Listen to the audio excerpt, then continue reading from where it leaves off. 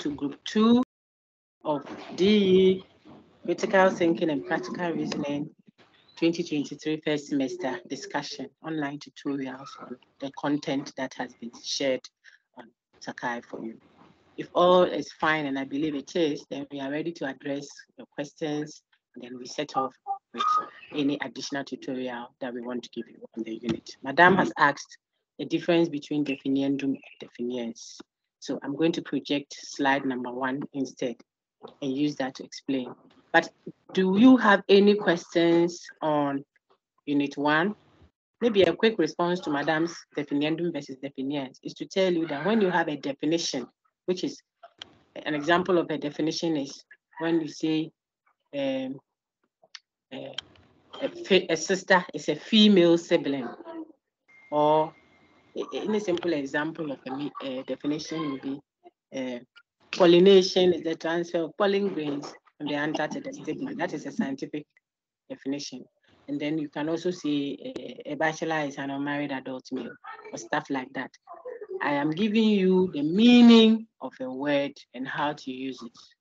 Okay, so if I say a bachelor is an unmarried adult male, I'm saying if you don't know bachelor, look at an unmarried adult male. That's the meaning of an unmarried adult male. Bachelor is an unmarried adult male. And based on that, a sister then can distinguish the two parts that she has referenced a moment ago. A bachelor is an unmarried adult male. You don't know a bachelor. So I tell you, oh, you don't know a bachelor. A bachelor is an unmarried adult male. So what you don't know is the definiendum, the unknown word. And we are using what you know to help you know what you don't know. So a bachelor is an unmarried adult male. The word a bachelor is the definiendum, and an unmarried adult male is what? The definiens. My dear sister, that is it. Okay, so let me give a definition and then you can test your understanding. It is not a test to embarrass, not at all, but a test to help yourself check if you got it or not. Okay, so I can ask you, a bachelor, no, I don't want to use bachelor again. I don't want to use a bachelor again, so let me use another. I've heard some good news. A +1 for all of you.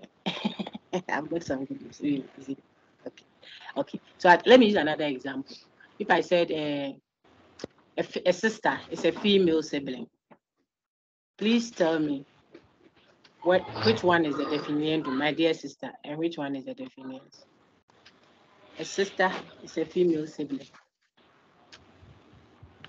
My sister, are you there?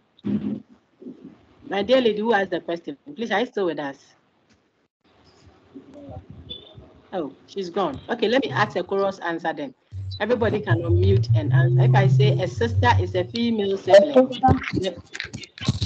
then which one is the definition? The sister is the definiendum, and the female sibling is the definiend. A sister is female. Yes. So let me ask it in a way that will make our discussion a bit more organized. Okay. A sister is a female sibling. Which one is the definiendum? All of us. Sister. Very good. Then the definition is a female sibling. Female sibling. Yes, please. That is it. That is it here. Okay, am I projecting it? I think I am. Please, can you see my screen? That projects that a bachelor. Yes, you have. Yeah. You, my lady who asked the question. So this is a pertinent question. It can be a very good question I can ask you in the IA or in the exam. Exam may be not exactly this type of question, but in your interim assessment and continuous assessment, you can see a question like that. So a bachelor on the screen is the definiendum, and an unmarried man is the definiens. Definiens, that's how you pronounce it, definiens. So definiendum, copula, definiens, we create a definition. The copula is the is, okay? So a bachelor is an unmarried adult male. A bachelor, definiendo. An unmarried adult male, definiens. Then the is the copula, from the word copulation. I don't know why it is marrying them, putting them together. So if I say today is Friday, the is in this my statement is not marrying them. This is today is Friday. This is not a definition. It's a factual statement. Okay. Please, if you got it, then we are good to go. Any other question? The next one was Atta Catherine. I said you should be on standby. Please, you can ask your question. Everyone is muted. So, my lady, if you can just unmute. Thank you, Madam. You. Please, I want to know if there's a WhatsApp group for this. Okay, so officially, I haven't sanctioned any because the earlier ones that we did, it will be in the interest of the gentleman that proposed to create it and the whole group dissolve them because of the issues that came up that got to the disciplinary team in the department. We picked up some things that perhaps were not intended to be problematic, but people wanted to help. That's what they tell us from there, right? About how they presented it, it would generate problems for us. We don't want people who are not authorized to teach content, especially for these. The people are in far away time. All they will think is the lecturer said this. But the person speaking is not a lecturer, it's not an official tutor of the course. So all those problems we dissolved the WhatsApp groups. It was only one. In the first session in group one, I think one gentleman, Nelson, who wanted to help coordinate that, proposed. And then because it was online like this, a group of over 500 plus or so, then I thought that it will help. And so they generated a link so that I would have served the purpose of being an official site for the whole group. Then it can be authorized, to make life a bit convenient for some. That was abused. That's the thing. And it gained authorization from me because I sent the notice on his behalf. I told the class I will do it that way. I don't want another person creating a platform over somewhere and saying that this is what is the official communication and this is what the lecturer said and this is what this course is a university-wide course. So my dear lady, do you understand? So we dissolved it. If I say we dissolved it, I authorized them to take it off because they put on people who are supposedly conducting, they said the tutorial class for UGRC 150 will take place so and so via this link. Hey, Anthony Breyer, I can have serious problems with that if it is continued. That was not the purpose for that. The communication, therefore, for this course will be on the site fully. Copy to your emails. If you have questions, then send them to the coordinator, myself, or to any colleague of mine. Because of the several responsibilities we have, if you send critical thinking emails or something to maybe Dr. Morgan or Ms. Okansi and he doesn't give attention to it, don't blame them because we teach other courses. That's why there's someone coordinating it, responsible for responding to those queries and what have you. That is my role now. If I pass it on to someone else, he or she also do that. So it is in the interest to check it through the coordinator. I've used that one question to deal with quite a number of queries around. So we are not doing WhatsApp that is authorized by any one of us. I haven't authorized any. Okay, so you go to the course site and get information. I hope you know your way around the course site. The previous class that came before you, I spent a lot of time on that. So when I share the links on the site, maybe you would want to look at the groups, every group's discussion if you are able to. Then you can benefit from all other things apart from the class. For the content, we'll go through them again for your group. But maybe I said Sakai things, or this is where you have to pass to find this if you are looking for this. Those ones are not substantive content. So last week, they had some contact with the team. You didn't. So I don't want to use some time to go around and go and see Hannah Sakai. We have done that in the previous content, but that is why. So depend on the site and you will do very fine. You will not be exploited. You will not be misdirected. Look, you are not doing unit 8. You are not doing, there's another one, unit, I think 12, and some of unit 4 won't do. All those, they don't know. So you will be attending And the content is not anything, maybe someone can read and explain it to you and whatever. But if they make you feel that it is a lecture or a tutorial that is sanctioned, and you go and sit there all your time, then exam come, question sitting in front of you, it's like you never attended any lecture. Have they done you good or bad? Oh, you are not the lecturer. That's the whole point. But if a friend sends a notice that, oh, if you are struggling with a particular thing, I can help you. You don't make it an official setting and say it's critical thinking classes. And share a link, which is a Zoom link. The distance education has requested of us, please use Teams link. There's a reason for all those. So before long, students will send the Zoom link that came, I don't know, and they took me out, and the class was only 300. Meanwhile, the official class that has been instructed to teach you never have 300 minimum. We are using the university's team link, supervised, regulated, which can take up to 1,000 plus. Why? Why won't you listen? So I've not sanctioned any WhatsApp. Any WhatsApp platform you are on can be students that think that they can help themselves. So they do not send anything there and claim that the doc says these questions are the ones that will come. And then now it has authorization, as if it is something that has been done. Meanwhile, the person wants to get money. It's oftentimes to exploit people or to win political attention, or sometimes, I don't know. Oh, I've not sanctioned any WhatsApp for DE, no. Because the only one that I gave, by the time we started the next week, I had to set up a disciplinary team to engage information, even the Telegram platform that the gentleman, who I believe had a good heart. He intended to do something good, but he didn't know the system exploited it. Hey, you give me the thing, we have to go and send this link, and he posted. He said, oh, doc, I didn't know. I thought that is a good thing. I said, they came, the presentation. It was presented as if it is a lecture. I think that point is my lady. So because of that, I won't do any WhatsApp thing official. If someone that maybe your friends or whatever, you know yourselves and you agree that you have created a platform to do that, it is not authorized. That means it didn't come from any authority in the course. So if this morning I posted a link, and then just before we started the class, I posted another one, and the person came to post the earlier link that this is the time, and we did the class with the original one that I updated. He said, oh, but we didn't see it on our platform. Which platform are you talking about? This is the one here, Sakai. That's my reference point, right, my dear sister, for your own good and for everybody's good. Thank you very much. And it's your boy, please ask your question. Madam, the reason why I'm saying, hello? Go ahead, my lady. Thank you. Please, the reason why I'm saying is I supposed to even join this class for the group 1, 8 o'clock, but I didn't get the link.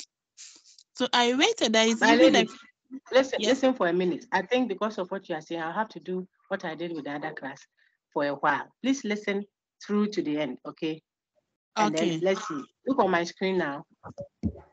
Nobody gives anybody the links are at resource 2. So look at me. I'm sharing my screen. When you go to do you know how to get to Sakai, Auntie? Yes, please. Okay. So when you go to Sakai, or finally you enter into Sakai, this is the course site. I won't take too much time here. I think I have to discipline myself so that I help everyone. See. So I'm logging out first. Then I'll sign in. You know how to do all this, right, my lady, please? Yes, please. Okay, so we have logged in. We are now at your course site. This is your course site. Okay. Please, do you ever see this, the course outline I'm showing? Because I want to make sure. Have you seen this course outline, my lady, please? I open I don't see the service app there. You see the announcement. I'm coming.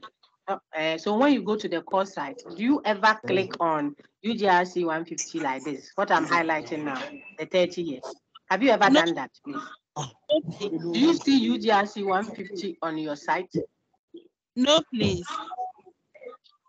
So, and then when you go to this side, see where I'm highlighting, please, I hope you can see my screen. This 9 square dot up here.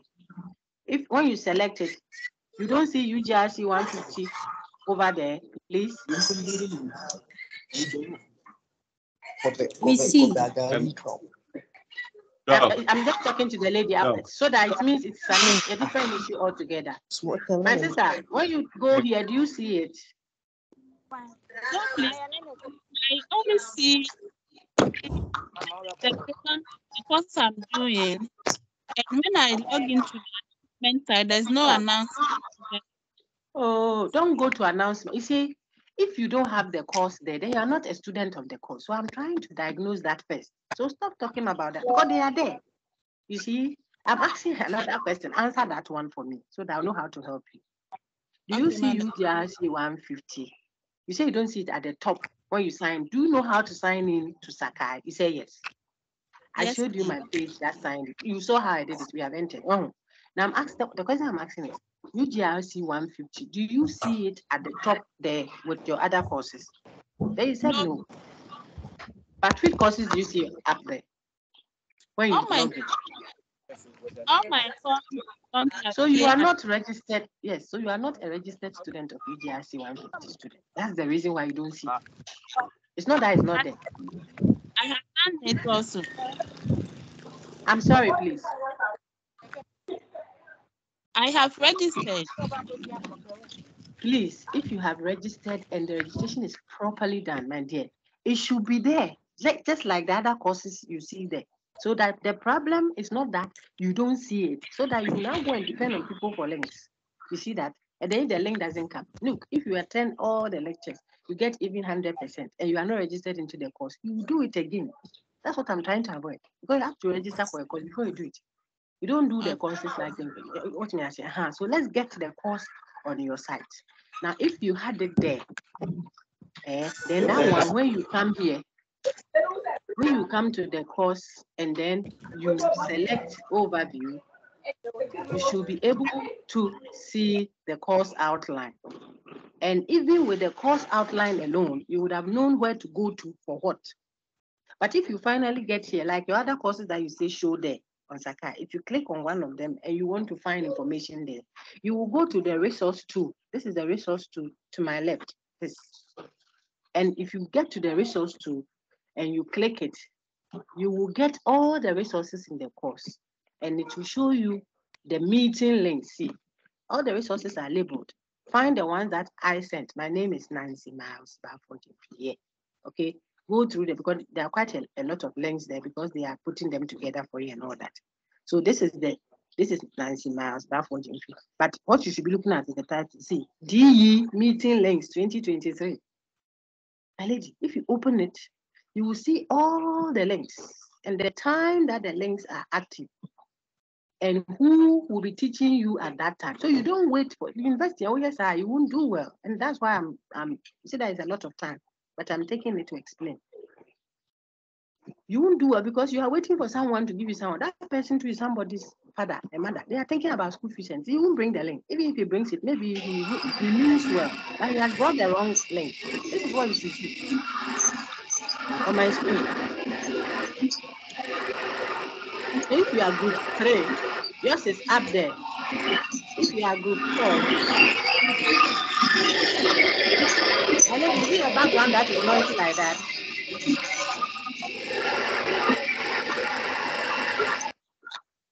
Hey.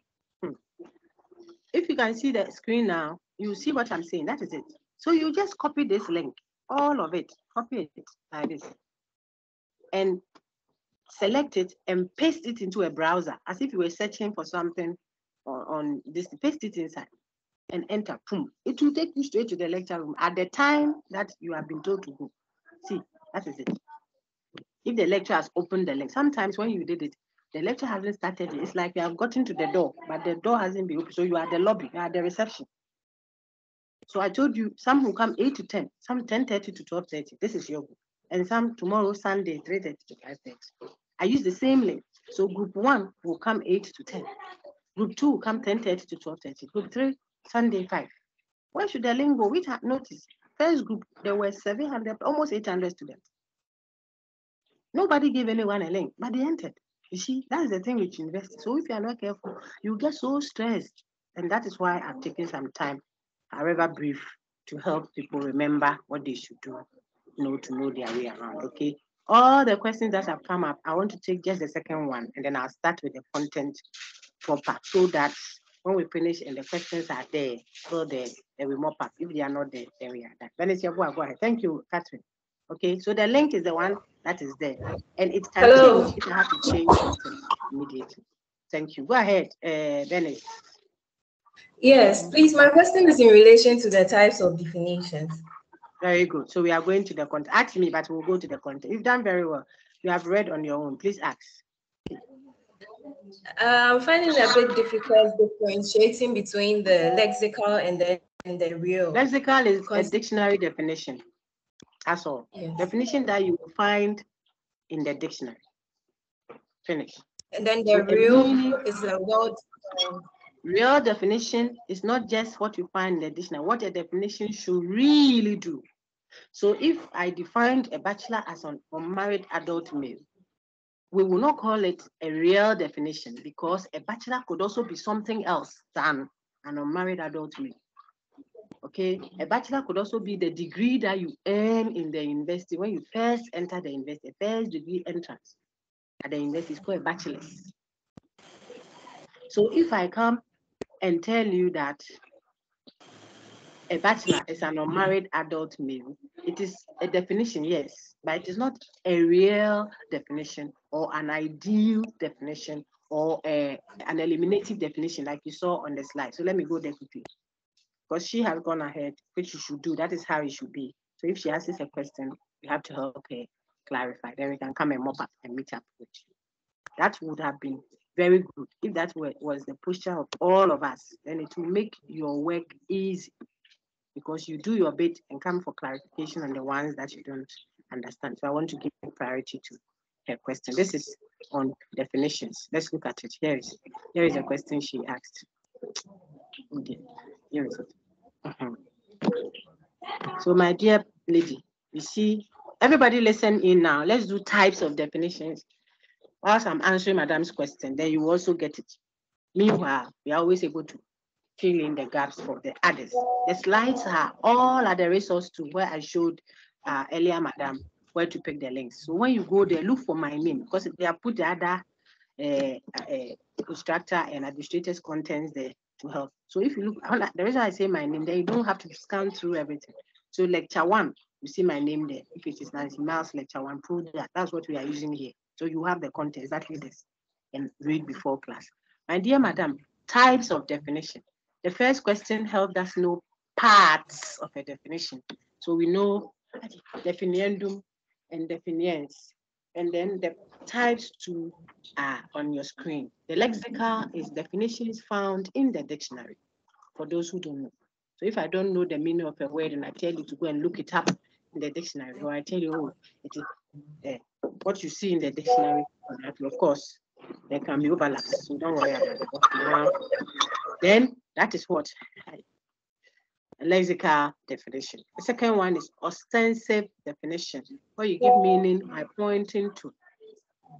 You point to something to help the person who doesn't know that thing to get the meaning of it. So sometimes if I want to define some certain words to some people who don't know it, I will use what? Ostensive definition. I like to tell students that if a child came home and said, Mommy, Auntie says when I come, I should come and ask you what is color violet.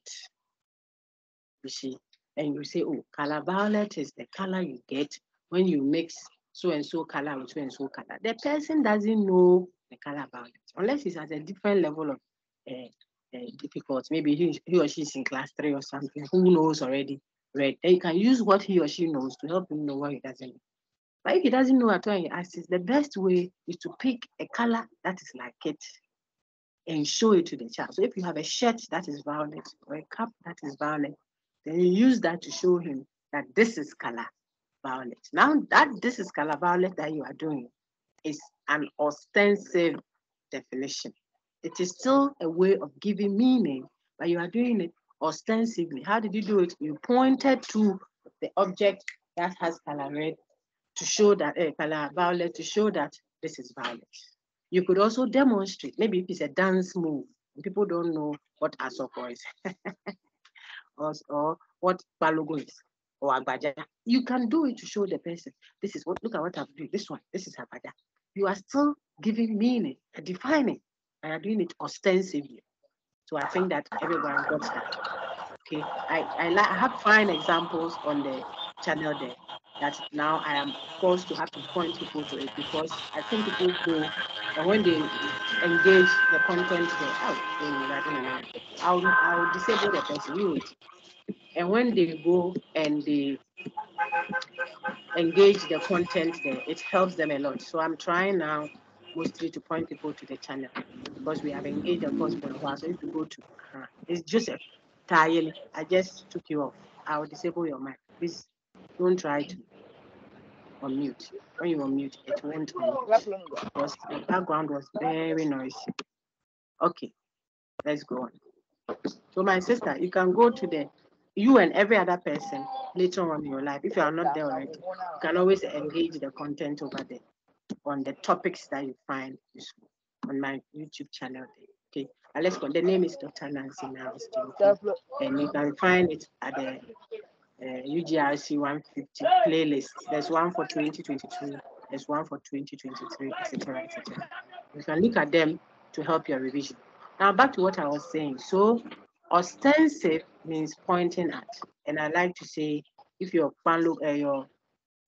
expatriate friend came around and said, "What is fufu? What is fufu?" He wants to know what fufu is. You can give him the meaning of fufu. Ostensively, you point to it. Maybe you're going to the restaurant, or someone is eating some on the table. Some are eating jollof, some are eating this, and he doesn't know which of the Ghanaian meals is fufu. You can ostensibly show him, and it will be more meaningful to him than perhaps if you wanted to use. There we go. I'm going to change to another very important definition. When I'm introducing a concept, you will hear it in my tone. So I want you to come along. Okay? You could have done it by showing operationally. But if you give an operational definition of fufu, it might not come as sharp for the expatriate friend, like it will come when you give him what an ostensive. So on the table, you can say, "Oh, we don't know fufu. That is fufu." Then you point to the one sitting next to you eating fufu and say, "This one is fufu. The other one is banku. This one is akole. And this is cheese." So you say, "Oh, really? So that's fufu." Okay, yes. You have given him meaning. Ostensibly. There's a one weakness you can identify with that one, and all the definitions have their weaknesses. That's why they are not real definitions. Now, the very important question I've asked. That's why they are not real definitions in the sense that you don't do what definitions really should do to the complete. You don't finish it. Because if you are properly defined, then wherever I hear the word bachelor, that is what I want to address. I should call it an unmarried adult male. But sometimes I see bachelor, and it is referring to what? The degree we earn in the university. If I say I'm doing my bachelor's, at least I'm doing an unmarried man's degree, adult man's. But bachelor's could also mean a button, buttons that tailors use, a bachelor's button. Okay. Bachelor's could also mean a student told me once when we finished, sent me an email and said, bachelor is also a type of flower. So there is a bachelor's flower. Now the point then is, you cannot call the definition a bachelor is an unmarried adult male as what? A real definition. All the definitions up there are not real in the sense that they are not ideal, they are not perfect. So you see that we have put names on them. Look on the screen there. Where is it? See, we have called them, the real definitions are called ideal. They're also called eliminative definition. They're also called essential. Ideal means perfect. Ideal guys are not on it. I always say that. Ideal means perfect. So when you are speaking, you say, ideally, when you come to the bank, you shouldn't be ideally. You yourself, you have admitted that it's not something that is common. It's not something that is easily done. If we are trying at attaining perfection, Nanka, this. So it is ideal. The ideal definition. The real one is the perfect. And look at the next name for it. Eliminative. It means if you took away the definiendum, which the lady earlier asked us to explain, now you remember definiendum versus definiers. It means if you exchange the definition with the definitions, wherever you used that word, it should mean the same. That is what a real definition should be. Okay, so wherever you see bachelor, if I say a bachelor is an unmarried adult male, that will be a real definition. If wherever, that will be a real definition. If wherever I see the word bachelor, it will mean an unmarried adult male. Eh?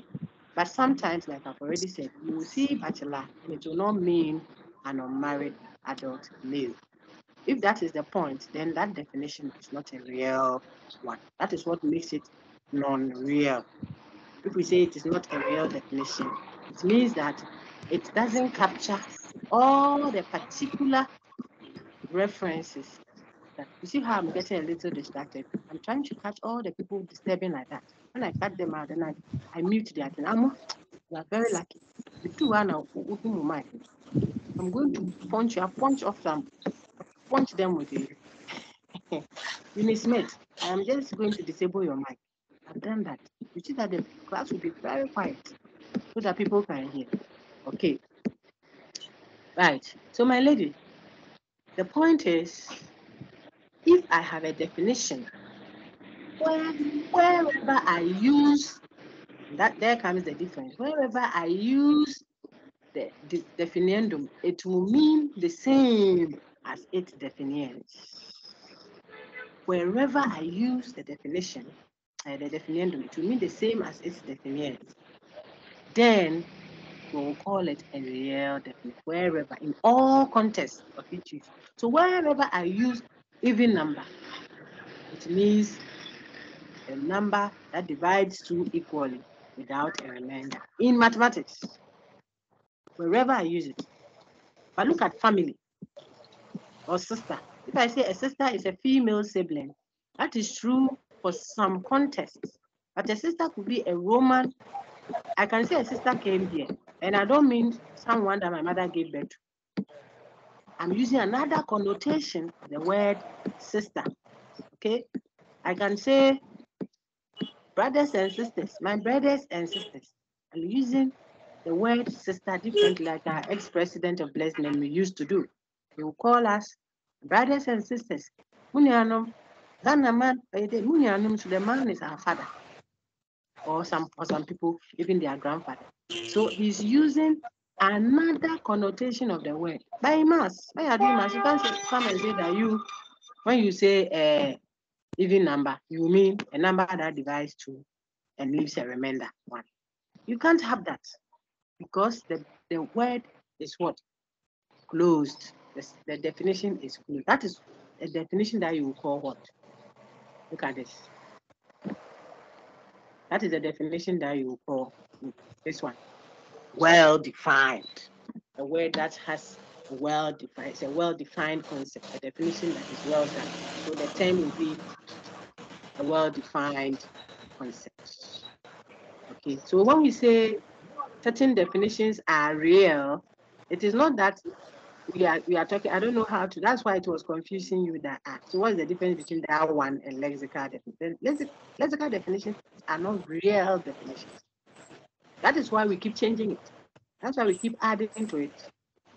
Okay, real definitions are what we conceptualize. We think a word should mean. It is a prescription, not a description. So we are working hard at arriving at something that we believe is already in our mind. It's a philosophical notion. The real nature of a word. What should female mean? What does it mean to be this? So what we conceptualize is what we are trying to find ways to capture. So it's ideal. It's not the everyday term. And that's why deductive studies have terms that are considered real, not common at all. It's ideal. So what should be your guide to determine a definition that is real, even at this stage? If it is a real definition, wherever you use the word, the definition must represent the definitions. Everywhere we use it, everywhere we use that word. You can't have that. And I qualify to make it easier for students. Everywhere we use that word for what? For students, for the discipline. everywhere. So in math, if I'm doing math, I showed you, I can't say 2 plus 3 is equal to 7 because of the meaning of plus. It is fixed. But if I'm doing social, I can have a conception of family that is different from the conception of family for another person, still in the same social. We won't argue. We will only try to improve our view of what a family should be, the humanities, the social science. If it's in law, what is justice? It's not given to us as a fixed definition. That is why we review our justice system every time. We need to, but we try to improve it. Look at the word democracy. Some systems run parliamentary democracy, monarchy, what have you. They all, when I say monarchy, I'm referencing the English system. There's a kingdom bit, and then there is the election box bit mixed together. That is not the same as what America does. And it's not the same. Some run a federal system or whatever. Some run this. But they are all called democracies. Why? Because the notion we are dealing with is not one that lends itself to what? Well-definedness. So that is the question Madame asked, is what took you all to what? Open textured versus well-defined text. And I want to believe that I've answered the question. So a bachelor is an unmarried adult male. Because we can have other meanings of bachelor. You can't talk about, and they all apply, and they all are admissible in the same context of study.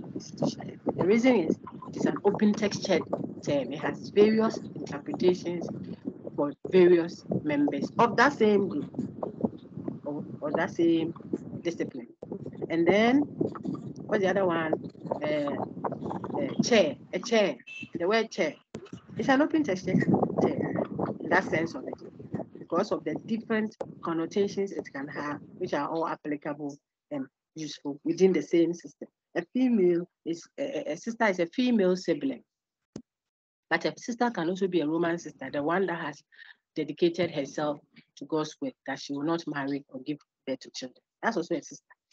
Okay, so if I say a sister came here, you can't say that what a sister is clearly defined. When you are calling your mother and father's children who you are biologically related to. By the time you finish calling them, you have started calling Roman sisters to their all sisters. And we can keep counting till ad infinitum. When I start counting bachelors, I'll count unmarried men. Before I know it, I've started counting flowers, which are all bachelors. Before I know it, I'm counting degrees, papers, a course certificate, philosophy certificate, certificate. Before I know it, I'll keep counting, but it doesn't clearly tell you what its denotations specifically are. That is what makes it open textured. Okay, so lexical definitions are not real, and it's not only lexical definition. Even or they are stipulative, not real. That is why if I stipulatively give you a meaning or ostensibly show my son that color red is that cap over there, that is color red, he will go thinking that whenever he hears color red, he should think that it is only his mother's cap that is color red. Meanwhile, color red is bigger than just your mother's cap. But it will help him at least have a grasp of what that color is to help his study. You always have to start from somewhere.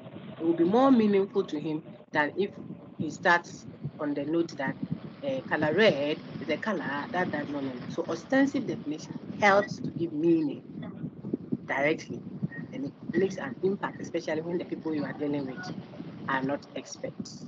Okay, I hope that helps. Any other questions? Quite a number of hands.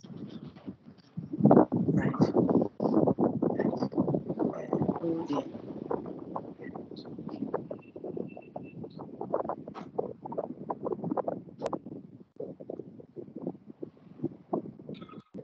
All right, let me take David, you were here earlier, so let me take Albert. Okay, David, you want to ask a question? Go ahead. I think we were here earlier in the first group. Go ahead. Exactly. I've been waiting for you to call me. So because of that, I've been Oh, your hand was up all this while. Hey, Eddie, please go ahead, sir. Okay, so I have two questions, please. Go ahead. The first one is, Eddie.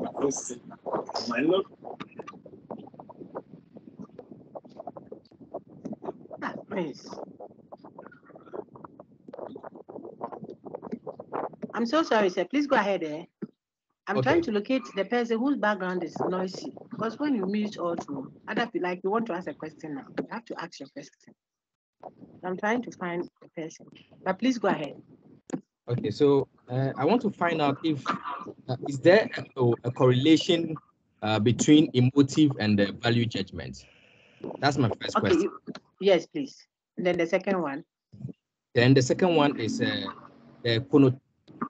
connotation and the denotation. I seem to get the connotation, but not the denotation. Exactly, it's fine. Seems to be very. So if you can no problem.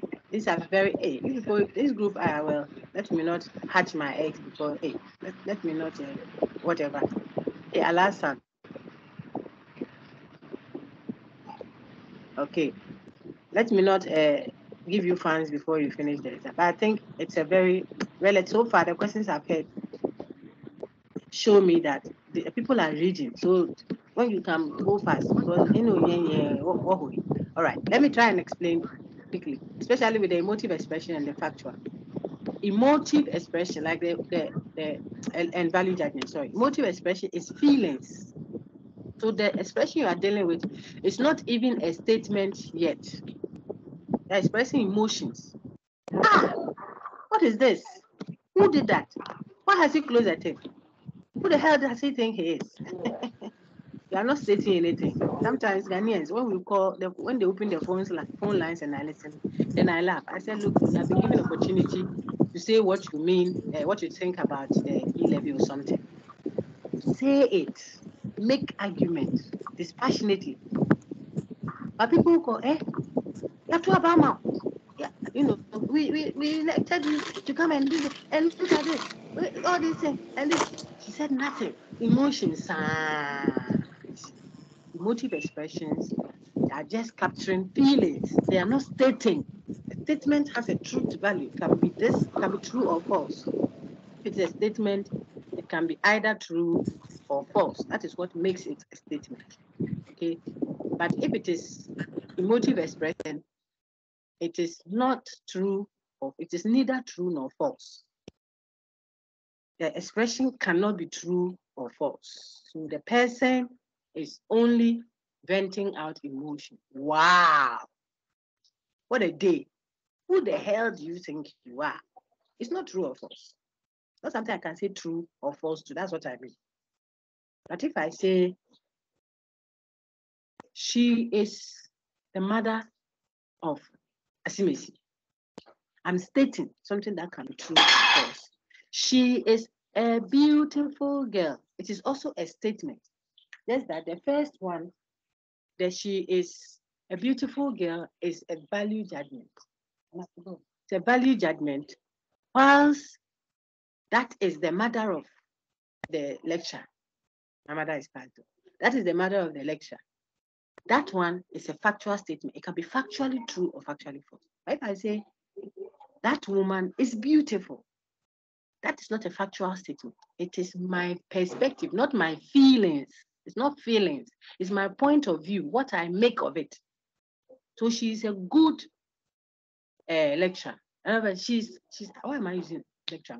I want examples that you can easily grab. Okay, she's a good mother. The one that you say she's a good mother, ask the two children in some homes. One says, who? My mother. Yeah, she's not a good mother. Yeah, she loves my brother more than me. So they are all children of one mother. One thinks their mother is a good mother. The other one thinks their mother is not a good mother. This one is not feelings. Feelings is emotions. They are like, you see that disabled everybody's mic. That's what I don't like doing. Cry as if I'm running a monologue. But when I unmute, someone's thing is doing since we started. He's not muting. I looked for the person I can't find.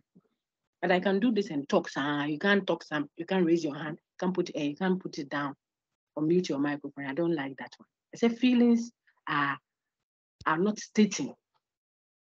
Okay, they are not a statement. So that's a revision of topic 1. But value judgment is not your feelings. It's your viewpoint. Maybe it's your cultural perspective. So it's not how you feel, because you might not even feel good about it. You don't think your feelings might not be like you love the tinama. Well, how many of us love to go and give keke? But you are persuaded that giving, you give and it will come back to you. The Adventist, who says, if you're a woman, don't wear earring, or it's wrong to wear earring. It's not her feelings she's expressing. She's stating a viewpoint. That's why it's a statement. It's a point of view. It can be either true or false if you're engaging it as a critical thinker. When we go to our philosophy sessions, we are going deeper into something else. So you see that when we engage it, we put even emotive expressions and value judgments and metaphysical notions and everything. Those who are logical positivists, they put all together and throw them out as nonsensical. You know what that means. And then those who don't think that we should approach logic that way, incorporate, metaphysics and whatever. I don't know the point you are coming, but that's what I touched on that. But emotions are feelings. In other words, they don't state. They are not stating. So they are not declaring anything. Whilst value judgments are statements, yes, but having what? Subjective viewpoint. In other words, my point of view, what I think of it, what I make of it. And that's sometimes when we are talking, we can cross over. Let me unmute everybody's disable, allow mics. All right. So that I can get reactions and then know if I'm getting across to people. Then the second one was, Big Boss, please, what was the second one? I should have written it down. Notation and denotation. Very good. That one is for everyone. So please, on the screen now. Thank you, my lady who asked the question about lexica and real. I don't know if it was helpful. So lexica and all the others at the top here, these are all unreal. They're not real. The only one that is real, and that's why I changed the color. The color shades are all speaking, is the definition that we see often in well-defined disciplines like math, like logic, like some aspects of physics. They are closed systems, because that is how we use language. So we need tools that will help us regulate how we use language. Okay, so that place, logic and mathematics and what have you are working tools. 2 plus 2 must be 4, so that we can, when you go to the market and you measure 2 yards of cloth plus 5 yards, it must be equal to 7 yards, so that we can think and talk. 2 kilograms of rice that is imported from America or Afghanistan or Zaire must mean 2 kilograms. It is the standard, the point, or the structure of thought. So those disciplines, their terminologies are closed. They belong to closed systems. Okay, that is where you find the real definitions. Apart from that, because they are ideal, it's not common. I joke about it a lot. I say, go into my recordings, you see, because I don't want to elaborate here. Okay, but I'll say that real definitions or ideal definitions are like men. The real ones that are ideal, you don't find them on it. Abraham, Moses, Elijah, they are dead and gone. They are the perfect. Enoch.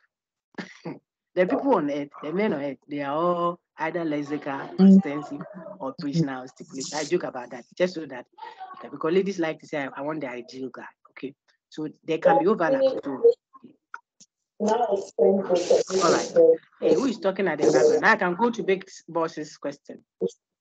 So Big Boss says denotation and connotation, because that is very substantive to what we are doing now. I want to project that, and then we'll still be learning whilst building on it. Right. Okay, so on the screen are my details. I'm trying to find that. Big Boss, you say you understand connotation. So whenever we give a definition, the word we have defined connotes something. It connotes means, it means something. Where is it? It means something. That is it. Whenever we use a word has a meaning, but the word's meaning can be more than one.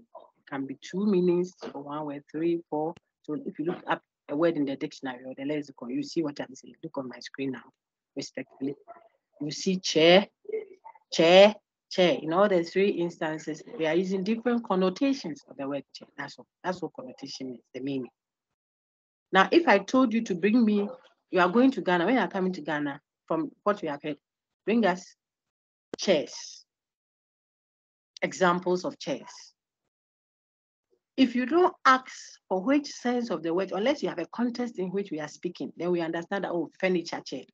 But if we were discussing, how to engage the people who chair functions there so that they can help us, and we say, you bring us some examples of chairs, let us interrogate them to find out something. Then it will be a different connotation of the word chairs they are referring to. They are giving you a meaning to it. Therefore, you have to find the particular, I'm answering your question now, denotation of chair that has been referenced. Okay, so if it is chair as the furniture we sit on, connotation number one, the first meaning of that word on my screen now, that I'm referring to, then if I tell you to bring me some chairs, particular example, you will pick the chair at the dining hall. You can bring that, it's a chair, something we sit on. You can bring the one at the saloon there, it's a chair, we sit on it. You can bring the one in my hall here, a sofa, we sit on, it's a chair. You can physically go and get those chairs. If I mean chair as example one on my screen, which I've enlarged. But I could also have meant chair as what? The head of an institution, the chair of electoral commission, the chair of the council of the head of the whatever, the chair of Ghana Pentecostal Council, the chair of this, the chair of that. They are not the thing we sit on, the furniture we sit on at council of head of state, no, or at electoral commission. That's another use, meaning the word what? Chair. So if I ask you for examples, denotation, particular instances, that's what denotation means, examples of it, particular representations of the word that you have defined. Based on that meaning or connotation, that definition, we can point out the particular instances of it. So then you will go and get me our Lady Jane for EC. I think she's still there. Or you can go and get us Professor so and so for the Ghana Pentecostal. Those who are building the cathedral, the chair of the BBB cathedral. It's a human being. It's not a physical furniture we sit on, because we are referencing another connotation of the word chair, which is the head of an institution. So what it denotes, its denotation will also change to particular human beings. So that is what we mean by connotation and denotation. The word connotes, and based on the connotation, it will denote. If I said I'm looking for bachelors, can I have some instances of bachelors? You have to ask me. That is the reason why we are engaging it as critical thinking. I think the first group's link, when I share it, listen to it, because I did something, and they also listen to you. When I go to the third group, I'll say the same. That's what I do. So that students will learn plenty and come and get A. I said, if I said I'm looking for bachelors and you don't ask me, can you clarify respectfully which connotation of bachelor you are referring to? You may go and bring unmarried men, line them up. Maybe I want 4 of them. When you come, I'll say, oh, I meant bachelors as degrees that people have earned when they enter the university. First degree enter. Maybe second degree might be a doctorate or a MPhil or something, and a third degree doctorate or something. Fourth one, professorship or something. Okay.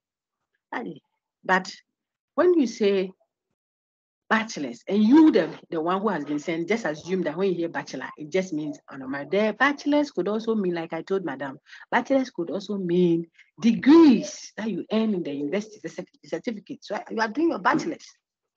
You see, bachelors could also mean buttons, the bachelor's button. I'm told they use it for fashion. It could also mean bachelor's flowers. So what it denotes depends on which connotation of the word you are using. That's why we want to point it out to you, that if you know the parts of a definition, you've done well. That's definiendum and definiens. Well done to you. But you must also understand that definitions have aspects, sides to it, which is what? Connotation. On your screen now, please. I project whilst I speak, so don't get distracted.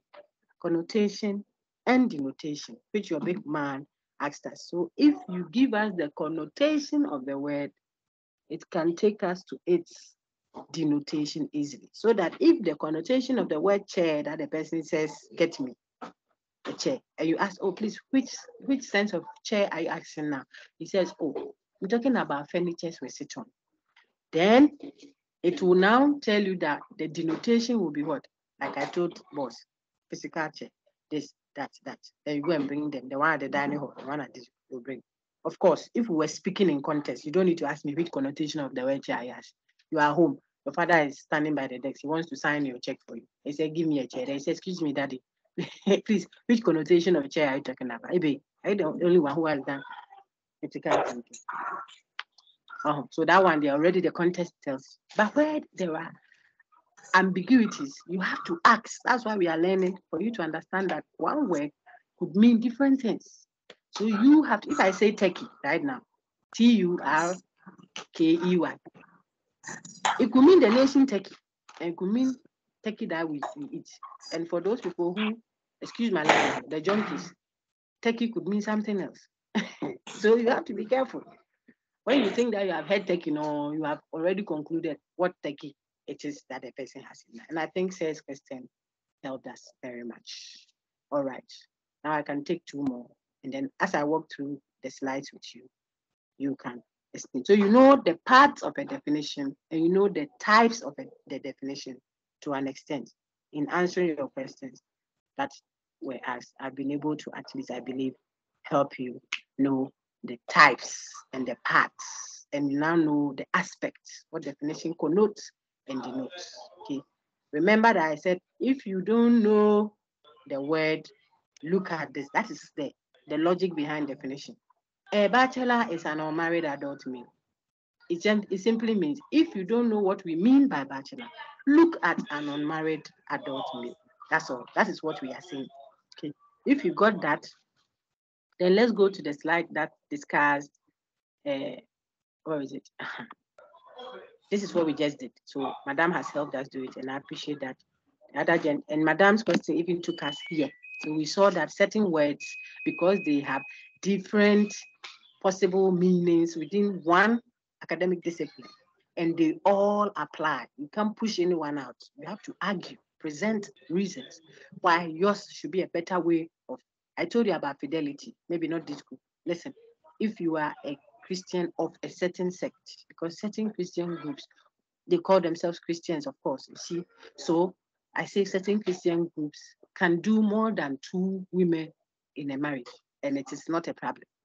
You can ask my friend, whose name I won't popularize here. Okay. He says that if you have only one wife, you are cursed or something like that. So I'm saying that fidelity for the Christian groups that we are setting up, we say that if you have a husband and you get a boyfriend in addition, it is an infidel act. Look on my screen. I'm showing you open class concept, which I also call open texture terms or essentially contestable terms. Fidelity is what I'm discussing. Down there, this one. But so we will say you are an infidel in that group if you were to have a husband and then play around with one garden. Okay. But or you have a wife and you have other chachikos in addition. But in another, the same religious setting, I use religion to show you. We're talking about religion, even within Christianity. But another group, if you have one and you add 2 more or 3 more, it will help. Because they believe there are certain times of the man shouldn't go near blood and tell the woman is this and that, blah, blah, blah, blah. It's the same Christianity. Fidelity is measured differently. To the point we are making it, the word fidelity, and no one is right and no one is wrong. Right based on your point of view.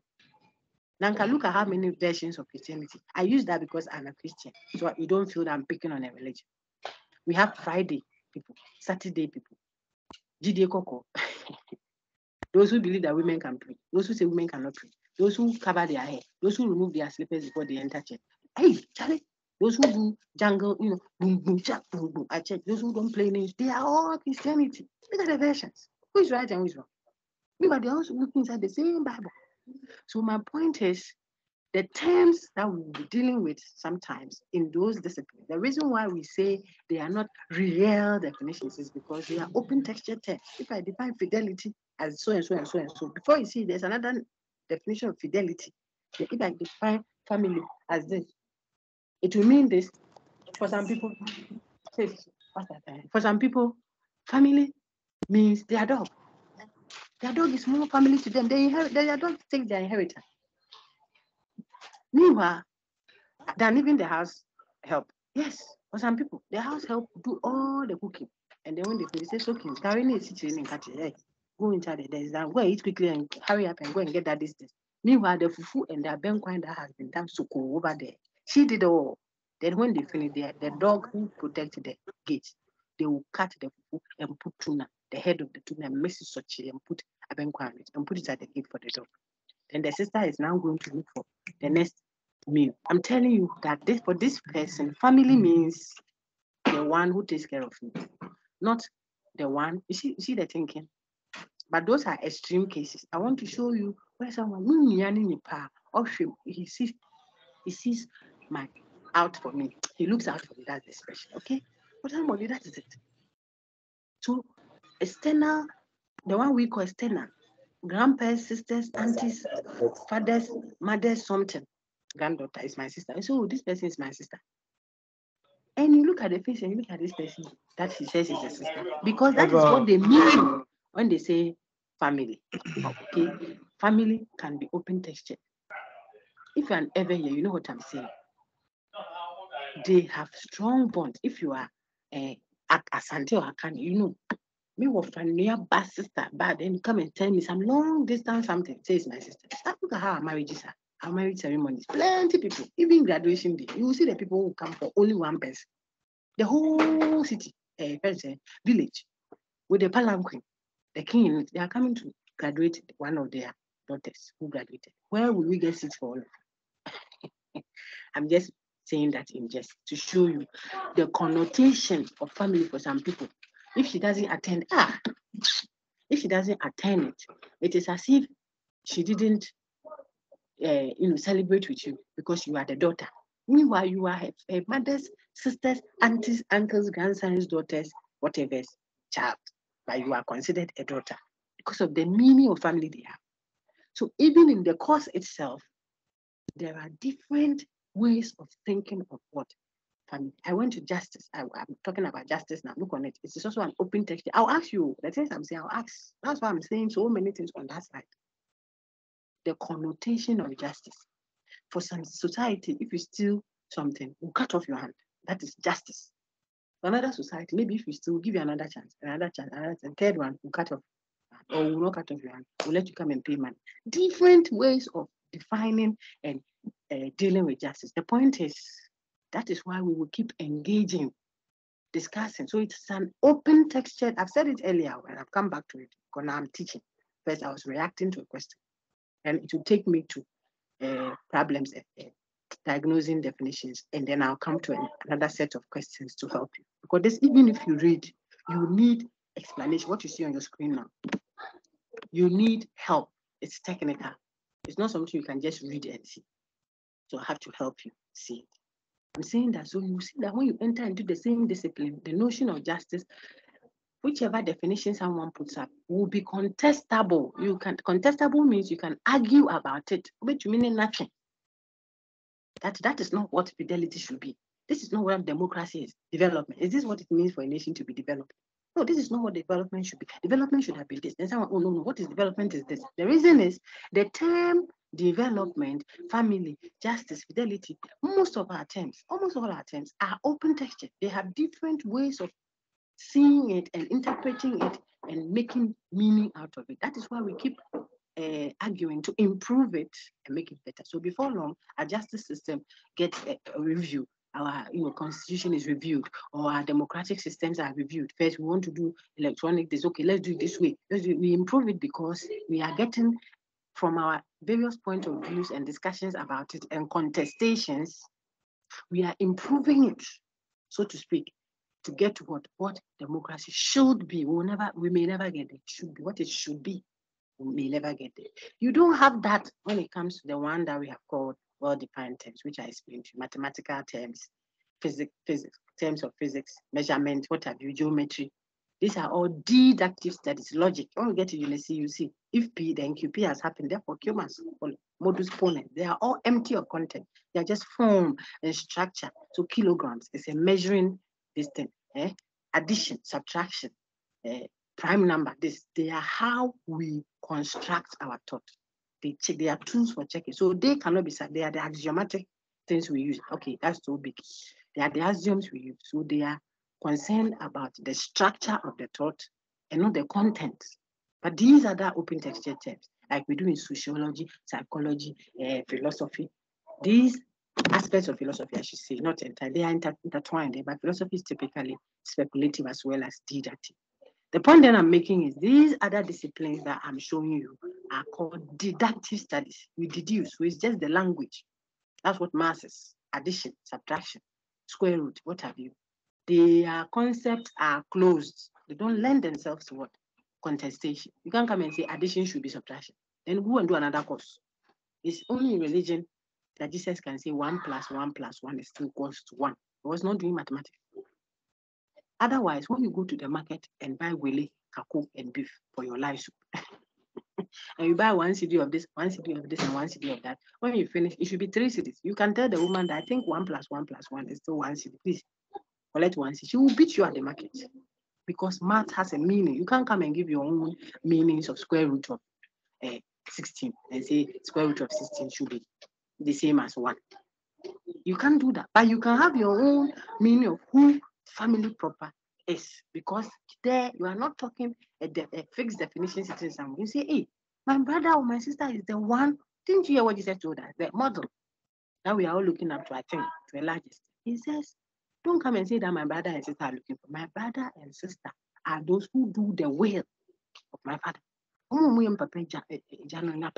They are my brother and sister. He was teaching them this one. At time, you knew that would do critical thing. So he taught them open texture, their family, mother, sibling, Mother Mary, father, Catholic people, you know, Roman father, and my biological father, and someone who you look up to as a father. These are different meanings of father, which are all essential to test them. I think that slide is also well done. This is slide number 8. Let me see. So we have covered them all. The example on equivocation was just so you do equivocation in unit 3 proper. I was just to show you that when we shift from one connotation of the word to another, you see, now you know connotation. So I'll be using one meaning of the word to another one. You keep shifting, just to give an impression. I say shifting because you have moved from, there's one that I referenced earlier. You went to an interview, you know, people say, we are looking for someone who is responsible to take up the job of the secretary in our office. So the people have come for interview. We are looking for a responsible person. The sister is sitting in front of us. She wants the job. Then we say, my sister, this job there, they're looking for someone who is responsible. We say, oh, please, I think I'm the one. They're looking for me. I'm the one. Responsible there is me. Because the other place that I left before coming, whenever something got missing, I was responsible.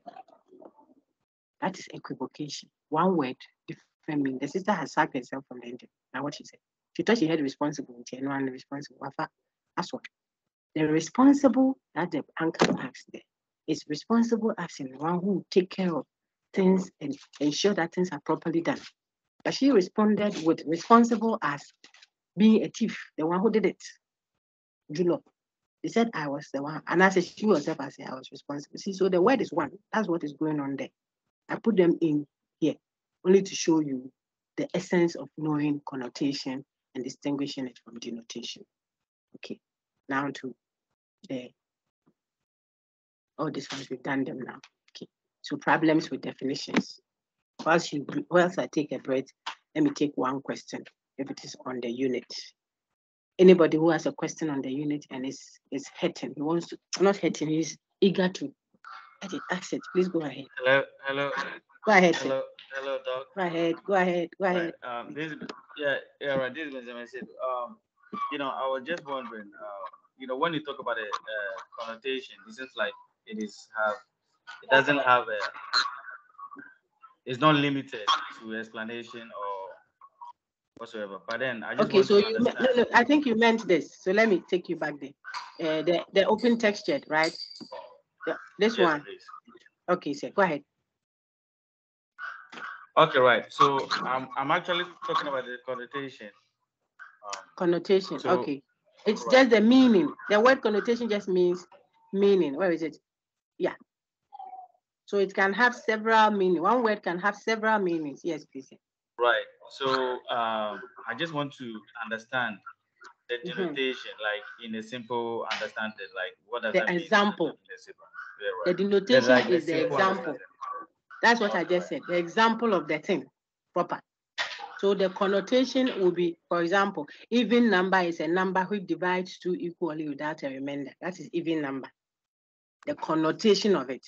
The denotation will be 2, 4, 6, 8, 10, 12, and so on, all the way to ad infinitum. That's an example. The Okay, right. connotation of chair. One connotation of the word chair could be the furniture we sit on. So I just gave the connotation. Based on this connotation, the denotation will be the brown chair over the green chair, the dining hall chair. Those ones are particular examples. That's the denotation. Okay.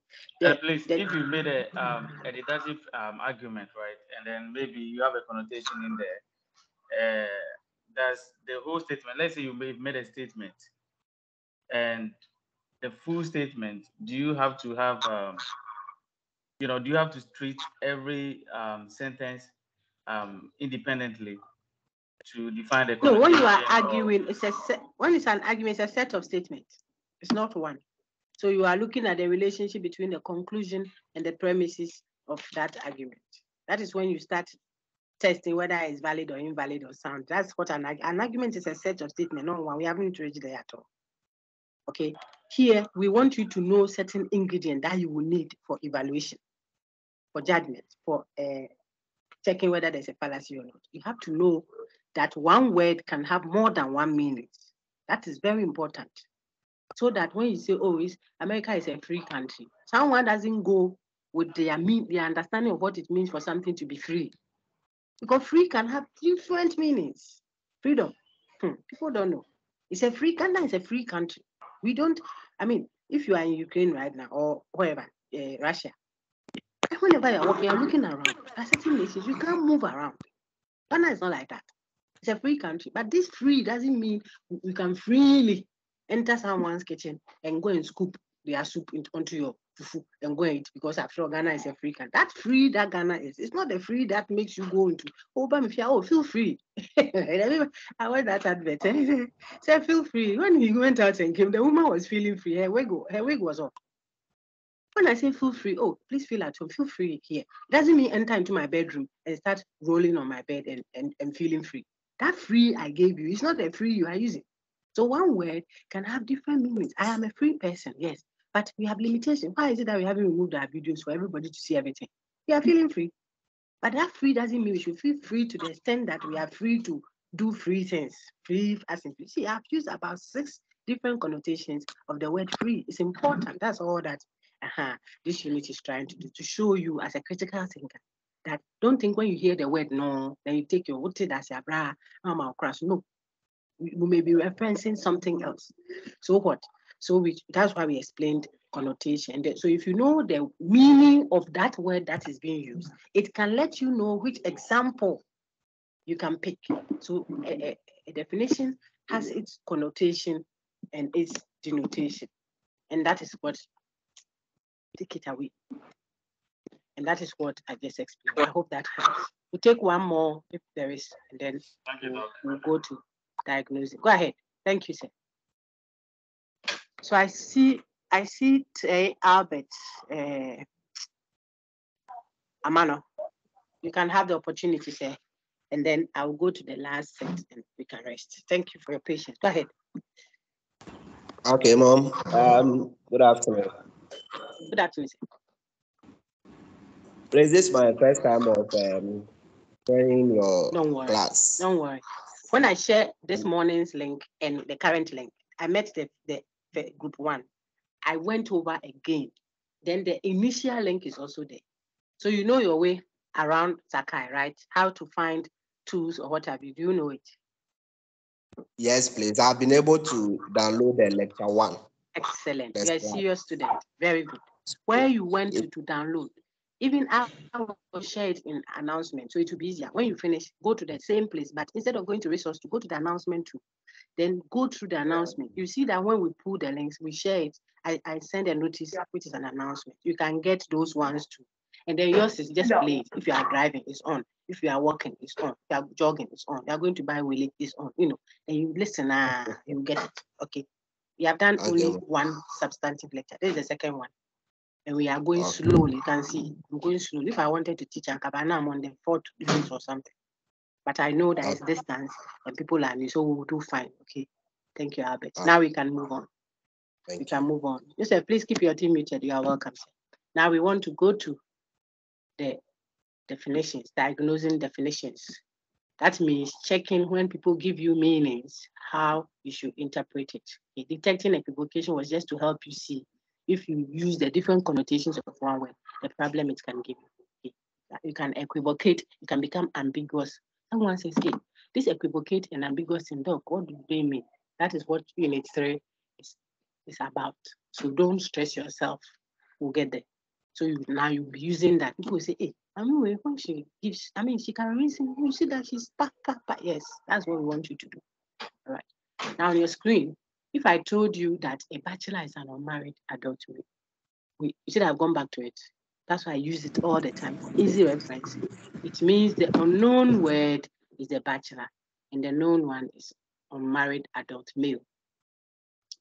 I could tell you that the definiendum is bachelor. The definiens is an unmarried adult male. So it means if you don't know bachelor, look at an unmarried adult male. That's all. If you got that, then now let's come and apply the same principle here and try to understand the problems we can have with definitions. Like we are now doctors trying to diagnose the problems we can have with eating too much salt. It can generate this or that or that. That's what we are going to do, diagnosis. Now, if I defined a word, and instead of giving you the meaning of the word, I only repeat that same word and use it to give you a response, then it is point number 3. It's a secular definition, which has another name, begging the question or tautology. Which definition is that? For example, if I say development is to develop the nation, critical thinking is to think critically about your thoughts. Huh? You haven't said anything. The person said, all those two people who said something, they said nothing. They are just begging the question. They didn't give you meaning. You are telling me that if you don't know critical thinking, then look at critical thinking. How will I understand? You just repeated my problem, secular. So sometimes when people, imagine you ask me, Doc, so what is logic? You know, I keep hearing you say logic. I say, logic is when you apply logic in your reason. If I knew logic already, will I come and ask you? When you are defining, you move from the known to the unknown. You use what the person knows. That is why when I'm teaching, I give a lot of illustrations like that. You use what the person knows to help him get to what he doesn't know. That's what Jesus did. You tell you, then the kingdom of God is like a farmer who went to, so you picture a farmer. That is what you can picture. You can't picture something that you don't know. Who went to throw seeds and one fell here. When he finishes, then the learning comes in. He said, what I told you, the seed is the word of God. The this is the this. The this is the this. Sometimes we tell you there are bigger things and deeper things inside this discussion that I should have told you, but you are at level 100. You don't have the capacity to absorb. Like what I did with your friend when I started talking philosophy and whatever, but then I stopped. Because it's not for this class. Not that the person doesn't know. It says, wait, the Holy Spirit will come. He will come and teach you deep things. So what? So I'm saying that when you are defining, the rationale is to help the person move from what he or she knows to what he or she doesn't know. That is when you have imparted knowledge, not just knowledge, but you have made meaning. So you can tell the grandpa sitting in front of you that, oh, grandpa, there's a doctor who has diagnosed grandpa having maybe some heart condition. And grandpas can be varied. Some can be very learned and even learned, but also knowledgeable in medical things. So that's different. But this grandpa, maybe which is nothing. I mean, it's not any derogatory thing.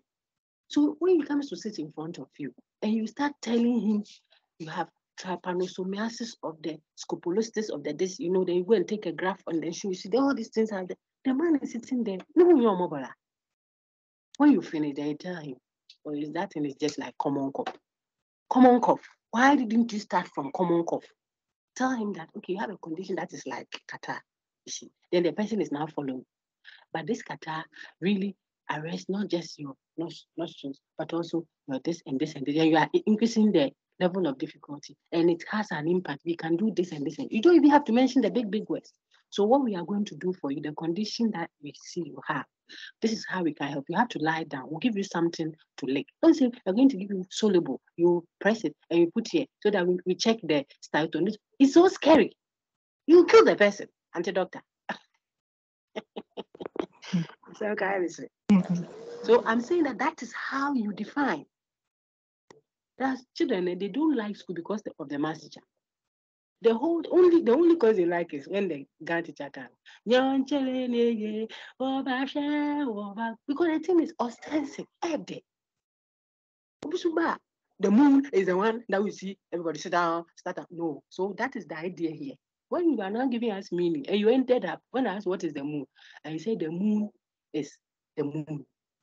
It's secular. But sometimes not direct like that. I'm lifting the difficulty now. Watch. Sometimes you don't say, you don't just say the moon is the moon. What you say is like this one. I want a typical. To be popular is to be well known. That is still secular. You don't have an answer, so you are begging the question. It's a problem. Your definition. Don't tell me that I don't understand. Mommy, what does it mean to be popular? Then you say, oh, to be popular is to be well. It's okay for a child. But I'm telling you that it's a repetition. It's just you didn't use the same word. Okay.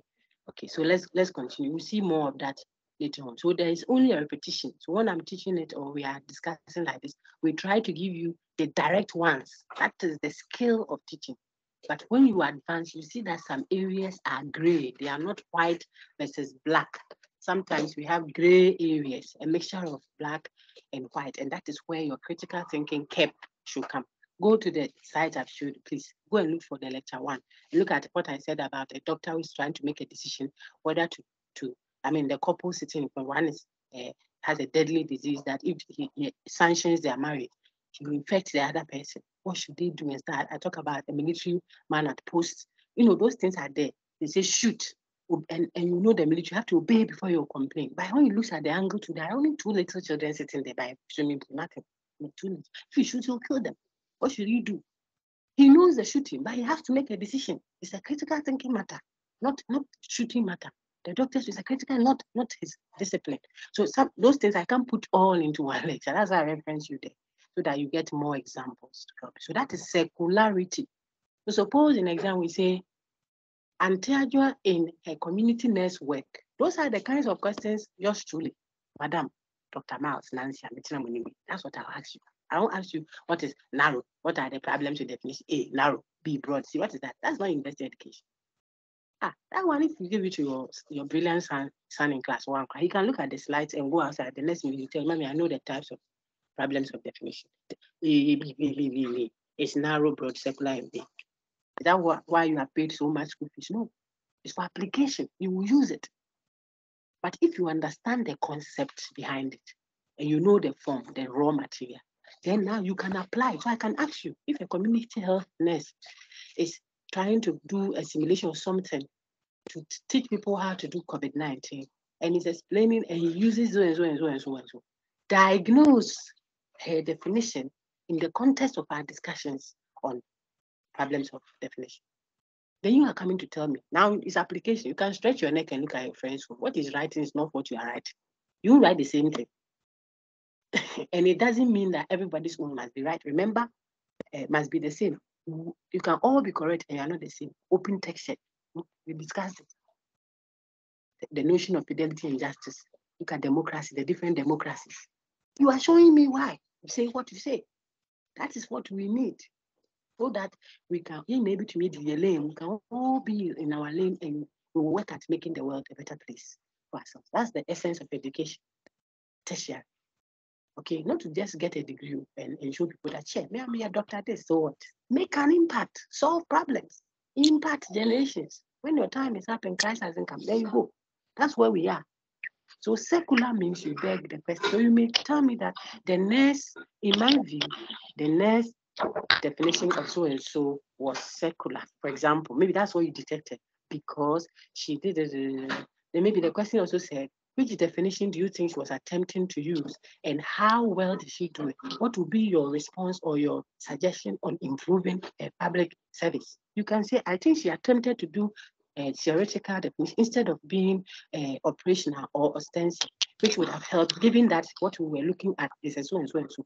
In my view, if I were the nurse, I would suggest that is when you are able to do those things, then we are able to put you as a minister to lead this society for us, or as the head of so and so, or as a nurse who is injecting us.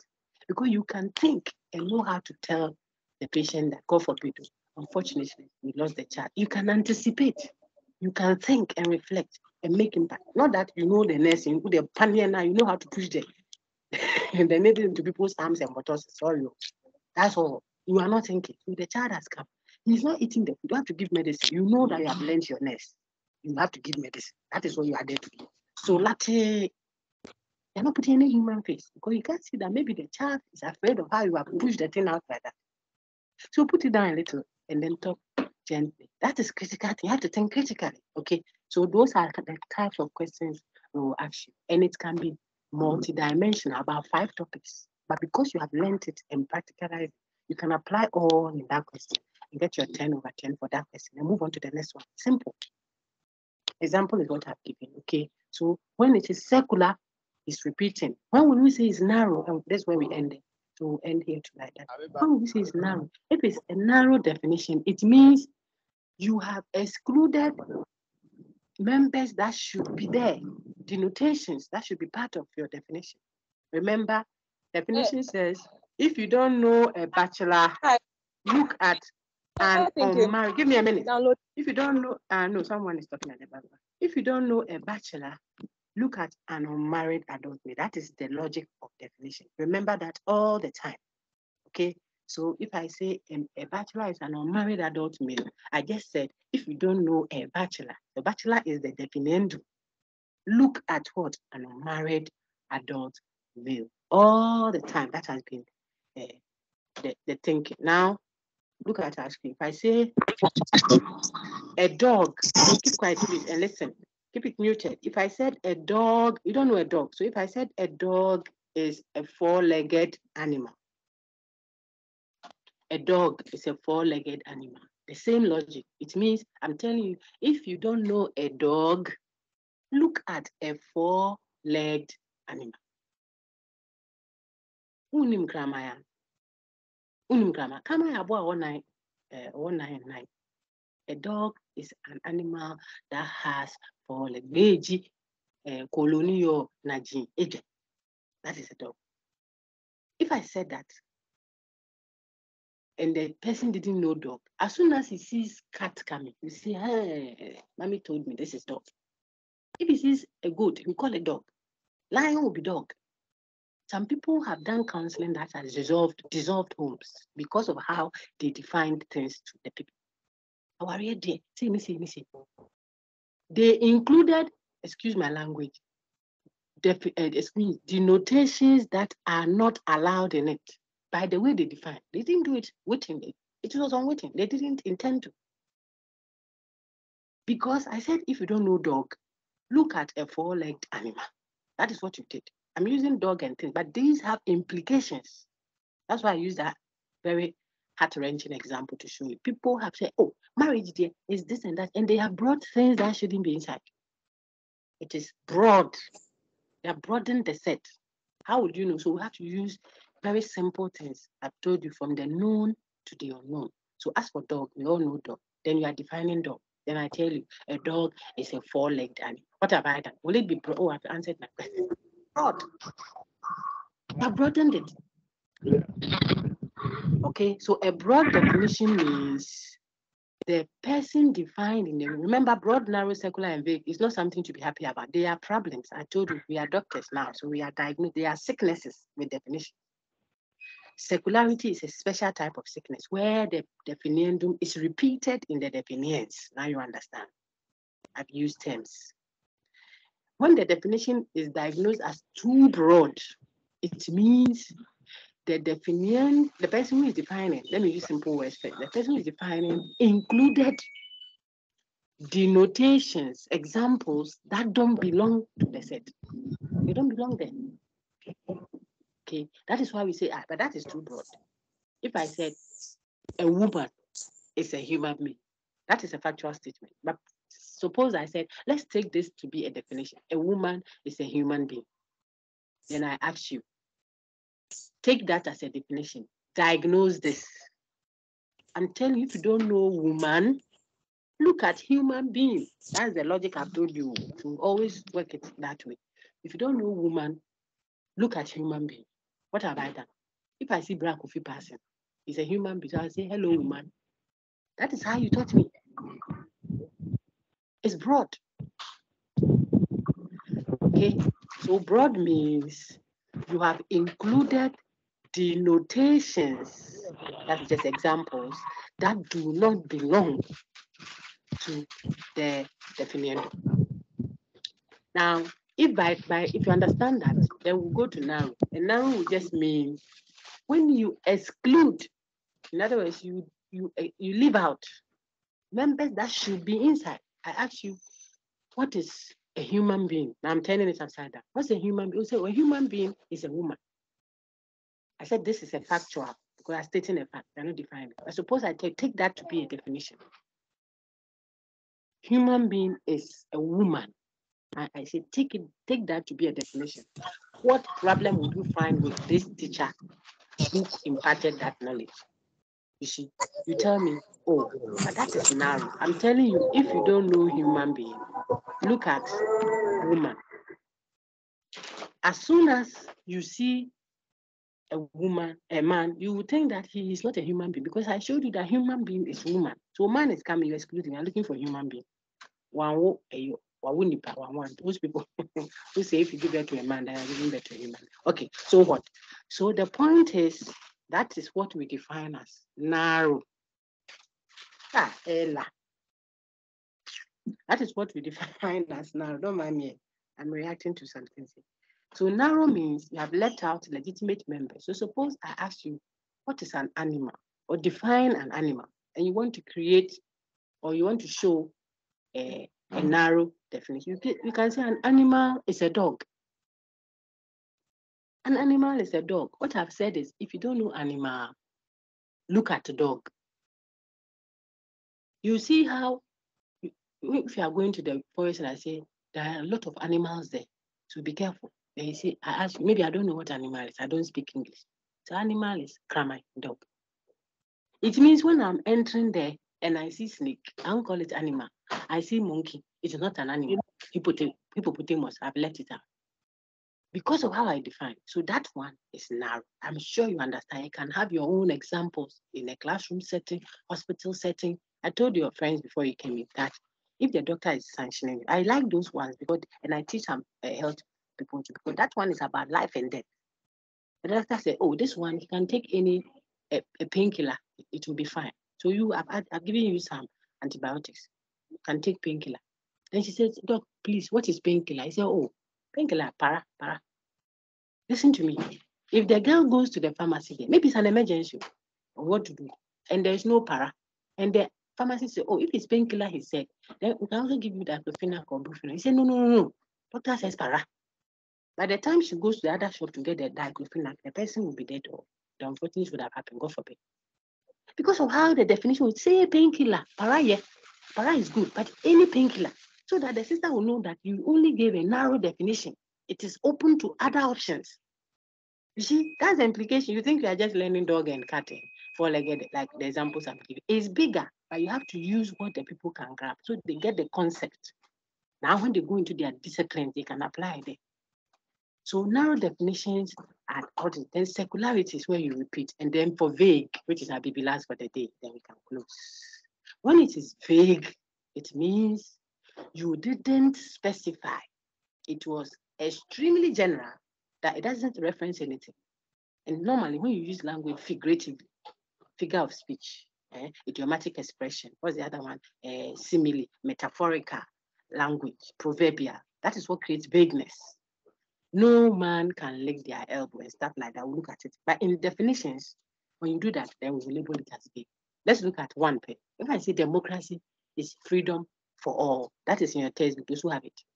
Democracy is freedom for all. That I've defined. If you don't know democracy, look at freedom for all people. Now listen. Look at how vague that is. What is the notion of freedom you have in mind? People should do whatever they like. Someone said, but this is Ghana. Ghana is democracy we are practicing. Then someone said, oh, democracy is freedom for everyone. Freedom for all. If I say everyone, I reduce the vagueness. Freedom for all. Freedom for all, so that when you see traffic light, you have crossed it. You say we should be free. What's all this restriction? I'm going somewhere, want to use the side, the police people are arresting. Is it not a democracy we have? Look at you. Look at you. Freedom saying. So you have to clarify, because this is extremely vague. Freedom for all, what? Animals too. Animals too, armed robbers too. They should feel free to express themselves. Prisoners too should come and vote. In the morning, they should tell the people that today we eat sandwich with sausage. Please remember to add a glass of wine when you are drinking that breakfast. Freedom for all. You see how vague it is? Empty. It's so general that it's not empty. You can't apply it. That definition. You have to be smart when you go and engage. Maybe I speak that way to help us see the perspective. Economists, you are going to sit on something, look through it. You are a legal brain. You are going to help your people, your client, do some contract with some other. Don't accept vague statements. Bankers are going to do something. Then you accept an open space. Before you know, they have changed the terms of the mortgage arrangement. You are paying 10,000. Meanwhile, you were supposed to pay 1,000 because they were vague statements. You didn't ask. Your lawyer tools as dumb as something. God forbid that we don't have those in Ghana. Common. Our Ghanaian lawyers are spot on. But the point I'm making is that is vague. The lecturer will come in any moment from now. What is any moment from now? Okay, you can come for your passport later. What is later? You accept that and go home. You don't have to be arrogant about it, but understand that means it later can be 3 years after the day you came. Don't say, hey, you go, every day I'm going. He said later, and you accepted it. You see, it's vague. It's vague. Later can be 1 minute from the time she said it. It can also be 10 years. It's still later. That is vague. You see, my dear friends. So when you bring that into definitions, where there is definiendum definition, democracy is freedom for all. A critical mind will say, well, yes, that's fine. Maybe you're at a conference, UN conference, you went for democracy conference or something. The United Nations folks up. Or if you are that brilliant and smart as a before long, you are sitting there at the high position there, helping to think. Now we are saying, respectful. That is what is left. It's left for us to be able to think a little better. The world may be better than. Okay. So conclusion is, we know the types of definitions, which Madam helped us remember. The other Madam who has the question. We know the parts of the definition, the definiendum definitions. We know the aspects of the definition, connotation, denotation. We know the problems we can identify with definition. It can be broad, circular, narrow, or vague. And we know several other things. Let me say that open textured, well-defined, what have you for Unit 2. You will see that if right after the problems with definition, and these are examples that you can enjoy yourself, okay? The meaning of evil is murder. I'm saying if you don't know evil, look at murder. That is narrow. I know if I say open, you open, but there were a lot of people in the earlier group, were over almost 800. Here too, I'm not on that slide, but when we start, we're over 400. If you open and go, I'm closing, we won't be able to mute all again. So I'm not saying everybody say it. Nanka, you say it, I know. The meaning of evil is murder. I'm saying if you don't know evil, look at murder. But what about gossip and stealing and bearing false witness and jealousy? They're all evil. But this definition leaves them out. Okay, so those were examples to help you understand it. And tada, it takes us to Unit 3. And that is where Group 1 also got through. We didn't do anything in it. I just showed them the screen like this and said, when I say we didn't do it, it doesn't mean you to go and leave your screen like this till next week. No, people, you have to go and engage it. The slides are there. Look for my unit 3. So look for lecture unit 3 sent or posted by Nancy Miles Jimfi. If you want to follow exactly what I'm doing, this very slides are there. I just pulled it from there to engage and then go through to the end so that when we meet and we are discussing, it's not now that I'm telling you what argument is ordinary. I'm rather showing you how to understand it, not just what is there. And we'll do fine. Thank you very much. Now, people have to go and, oh, wow, we are still here. Okay. I don't know how we should go about it because people may want to take even the questions that you asked. I won't stop the recording. So it will be there. I will take there are 13 hands. So let me take all the questions that I can. I hope that you will be merciful on me because I'm tired and it's already past time. But I'll give some 10 minutes so that we are sure we mop up every concern you have on the topic or those that I can help you with. Then we can go. Thank you very much. Let me take Anastasia Sapo. Quick, please ask. I'll take 2 questions. I address them briefly. Go ahead. Anas. Okay, Anas doesn't have a question. Let me take. Is there a question that you have? Go ahead quickly. Go ahead. Is it Anastasia? Please, is it Anastasia? Okay, Emanuela, wait for a minute. Let me take. Go ahead. And Emanuela, wait. Let me take Anas. Go ahead. The problem, taking the broad and the narrow, I got a little bit confused. When you gave the example of a dog, it's because of the a dog is an animal. Listen, relax. Okay. I'll get your question now. I said, always remember, when you are defining, the definiendum is what you don't understand. I can change the position. That's why I use that logic to help you. So the unknown word is the bachelor. I said a bachelor is an unmarried adult male. Then I explained to you that if you want to diagnose, you don't know something. So I use what you know to help you to know the unknown. So I say a bachelor is an unmarried adult male. By the same logic, I'm saying if you don't know bachelor, which is the definiendum, look at what? An unmarried adult male, which is the definiens. Now, let's come to our examples. If I say a dog is a 4-legged animal, I'm saying if you don't know dog, look at a 4-legged animal. That is broad. That will make you call even a goat what? A dog. Why? Because you don't know dog. I'm supposed to help you know dog. I said a dog is a 4-legged animal. So I'm saying if you don't know dog, remember bachelor, it is dog that you don't know. If you don't know dog, look at what? A 4-legged animal. That's why it's broad. Now I could change it and say a 4-legged animal is a dog. A 4-legged animal is a dog. That one I'm saying if you don't know a 4-legged animal, look at dog. A dog. You see that I've shifted positions. Yeah. So when you are doing diagnosis, one is the definiendum, the other one is the definiens. You don't know the definiendum, and you are using the definiens to help you understand the definiendum. That is what will help you. Is it okay now? Yes, but no. With that same example that you gave, like if with that same example you gave. Now 2 people are talking. Hello. Mute up, Connie. I beg you. Okay, mute up.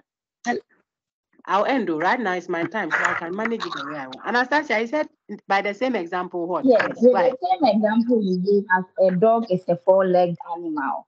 Yes. I am getting confused as classifying it broad or narrow? Is that one broad or narrow? First,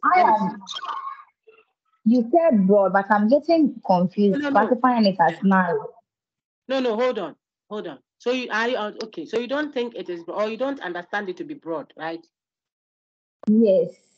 Okay, why? So you think it's narrow, right? Yes, because saying a dog. Go ahead. Saying a dog is a 4-legged animal. That's not the only description for a dog.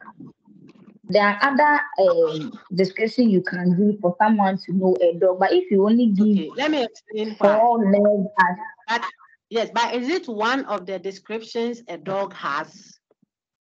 Yes, this is one of the descriptions. That is where the problem. So the person is using part to define the whole. That is why. Okay. So here, it is not like the one that I've referenced is not true of the dog. It's true of the dog, except that it is not only a dog that has that. You are still confused about definiendum and definiens. What we are contesting now is what a dog is, not what a four-legged animal is, my dear. Okay, we are trying to understand what a dog is. A dog can have many things about him. So if you say a dog is, you are pointing us to something. We are going to look at that. They say it is a four-legged animal. We are trying to understand dog from what we know. Okay, not what we know about the dog. Because for dog, we don't know it. For us to go and know whether it has a fur or it has a tail or whatever. We don't know dog. Remember, I said that. My dear, okay. Right now, your answer is telling us that we know dog. We know tails about it. We know that it has feathers, it has eyes, and what have you. But it is dog that is the definiendum. Anastasia. Oh, say, let me finish with my sister. I'll come to you, Pa. Anna, do you understand me? So the dog is the definiendum, the unknown word. Therefore, you can't say it is not only four-legged that we know about the dog. Then you already know the dog. So you're not coming for definitions, meaning of dog. That's the issue. Okay, So the definiendum, you don't know anything about it. You use the definitions to help you know it. And so imagine you are teaching someone. You are trying to make the person know critical thinking. So the assumption has to be that she doesn't know. That's why she's here. Okay, so you use what she knows to help her know, and that is where we have started our diagnosis. Okay, so when we start and you say, oh, you don't know dog, dog is a four-legged animal, we will tell you that by this definition, how can sister clearly know what dog is? Picture a 1-year-old all the time. Now they are now learning words. So you teach them a lion has a tail. It has a big. Suppose the child asks, what is a lion? And you said a lion is an animal. What have you done? The child doesn't know a lion. You want to help the child know lion. Then you say a lion is an animal. When he sees monkey, we'll call it a lion. This is the problem I'm trying to show.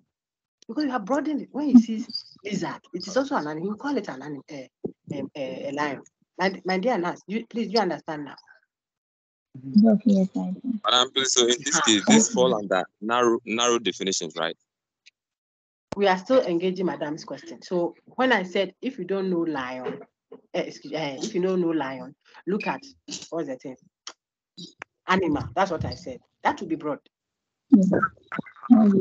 If you don't know lion, if I say a lion is an animal, a lion is an animal, it means I'm saying, if you don't know lion, look at animal. So the person doesn't know lion. So she won't know anything about lion. She's now going to learn lion. And you say animal is lion. What will she do? Anything that is an animal, she will call it a lion. That's how you taught it. So you have opened the sense so wide to include so many things. Okay. I hope that helped a little. Of course, there is a time when the definition can be both narrow and broad. And I don't think that I want to worry too much with that. But if I said forcing someone to do something against his will is evil, we'll have a problem. Or if I say evil is forcing someone against to do something against his will, we can have a problem. Because sometimes mummies, please, if your background is very uncomfortable, that is happening like that. I'm trying to think to give you examples. Okay, I'm saying that sometimes we force. I'm trying to show you an instance where you can have a definition that is both narrow and broad, depending on how you interpret. And that is what Madam is saying, which I want to give a clearer example of that to make a point. Like I said, sometimes there is white and black. Sometimes there is a blend. There's gray. That's how life is. Females and males, you could have hermaphrodite. So for instance, if I said Evil is forcing someone to do something against his will. You see, it can be narrow and it can be broad, depending on which conception of evil you are dealing with. Okay. So, for example, I can force a child to let her eat food. Okay, and it is not evil. Forcing here doesn't mean you tie them. No. The child says, "Oh, I don't want to eat, mommy." I say, "Oh, take one more. Mommy, only one people say one, they give." You are forcing her to do it against her will. But it's not evil. We are not killing. But at the same time, if I heard, sometimes you don't force anyone. There's no element of force, but it's evil. Like when the sister comes and tells, "Oh, I saw the way the husband and the woman," when I was watching one of the television, "I saw the way the husband and the woman, I don't think you should go and look at him at all. Otherwise, your heart will pain." There's no force, but the girl is corrupting where's the force? It's so evil. There's no force. Okay, so that is an instance where Madame is concerned about. But it could also be narrow or it could also be broad. It may come out more broadly. Okay, there are overlaps like that. But I think for that other example, we can't reference the unknown, the definiendo, and what we know about the definiendo. We may have to look at the definitions that is pointing to the definiendo. Okay, can I take 2 more questions and I'll end? I think I told Emanuela to hold on, so you can ask your question now. Afterwards, I'll tell, maybe I have to be fair. Much. Go ahead. Doc, I must comment. Thank you very much for always coming through for us in diverse ways. You have actually touched a bit on my question, but I'm to seek for clarity. Yes, ma'am. If you say a bachelor is an unmarried man, with these 2 examples, or you say a dog is a 4-legged animal. Yes, please. Now, considering definiendum and definiens, yes, if it is in the reverse, an unmarried man is a bachelor. Yes, please. Or a 4-legged animal is a dog. Does the position of the definiendum and the definiens change at this point? Because in the first context, in the first context, a dog is. Now the dog becomes the definiendum.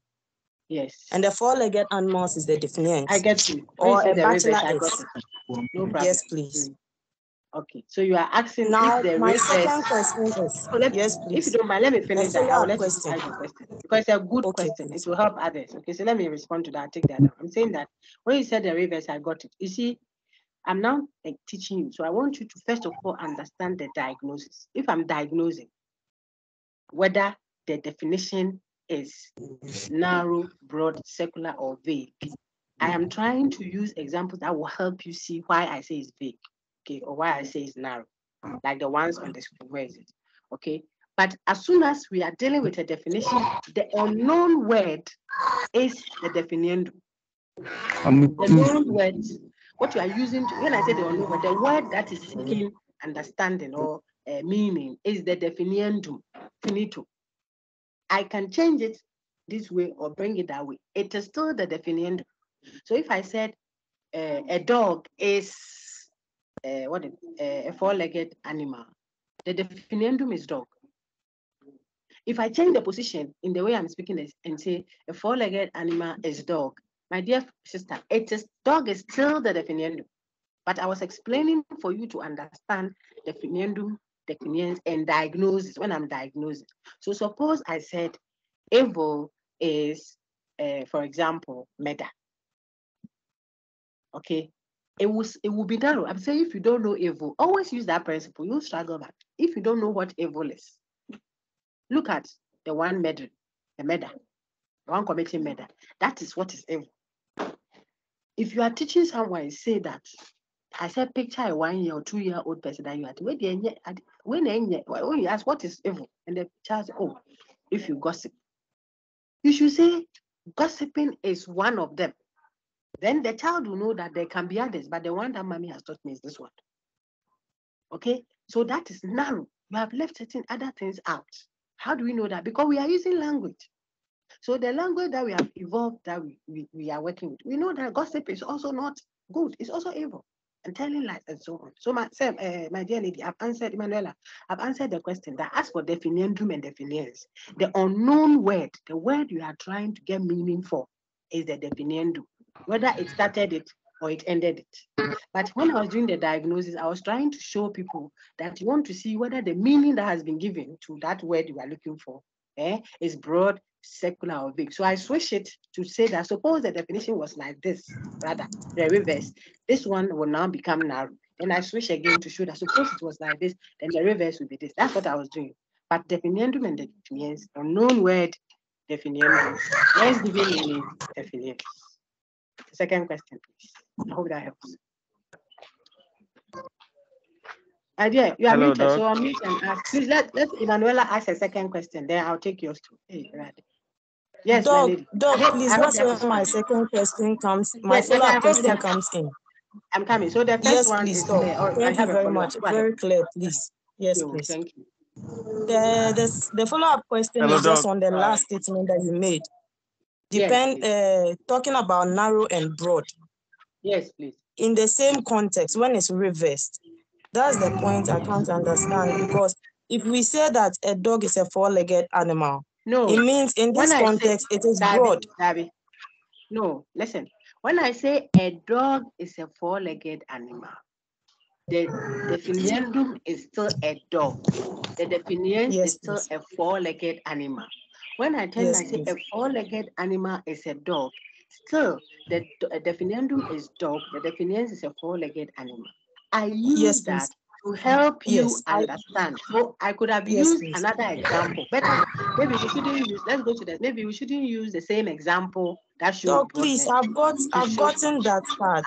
Is it clear now? Yes, but my follow-up question now is, I'm using the same example for broad and narrow as a follow-up question. You shouldn't, because it won't be.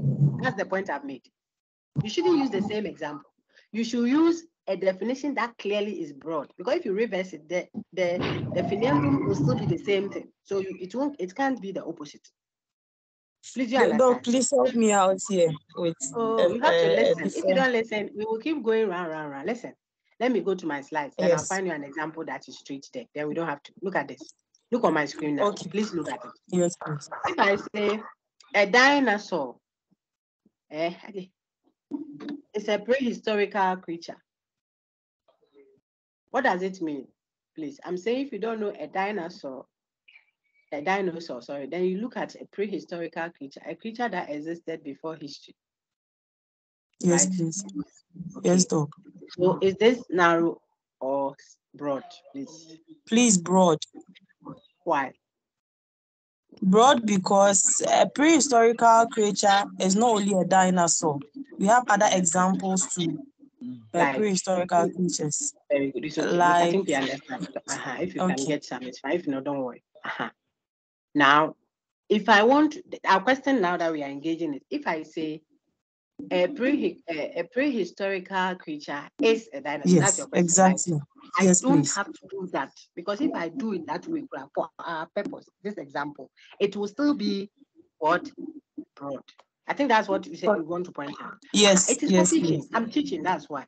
Because I've already showed you definiendum and definiens. But when I was explaining to show you that if you were to switch and this were the definiendum and the other one was the definiens, it will turn it upside down.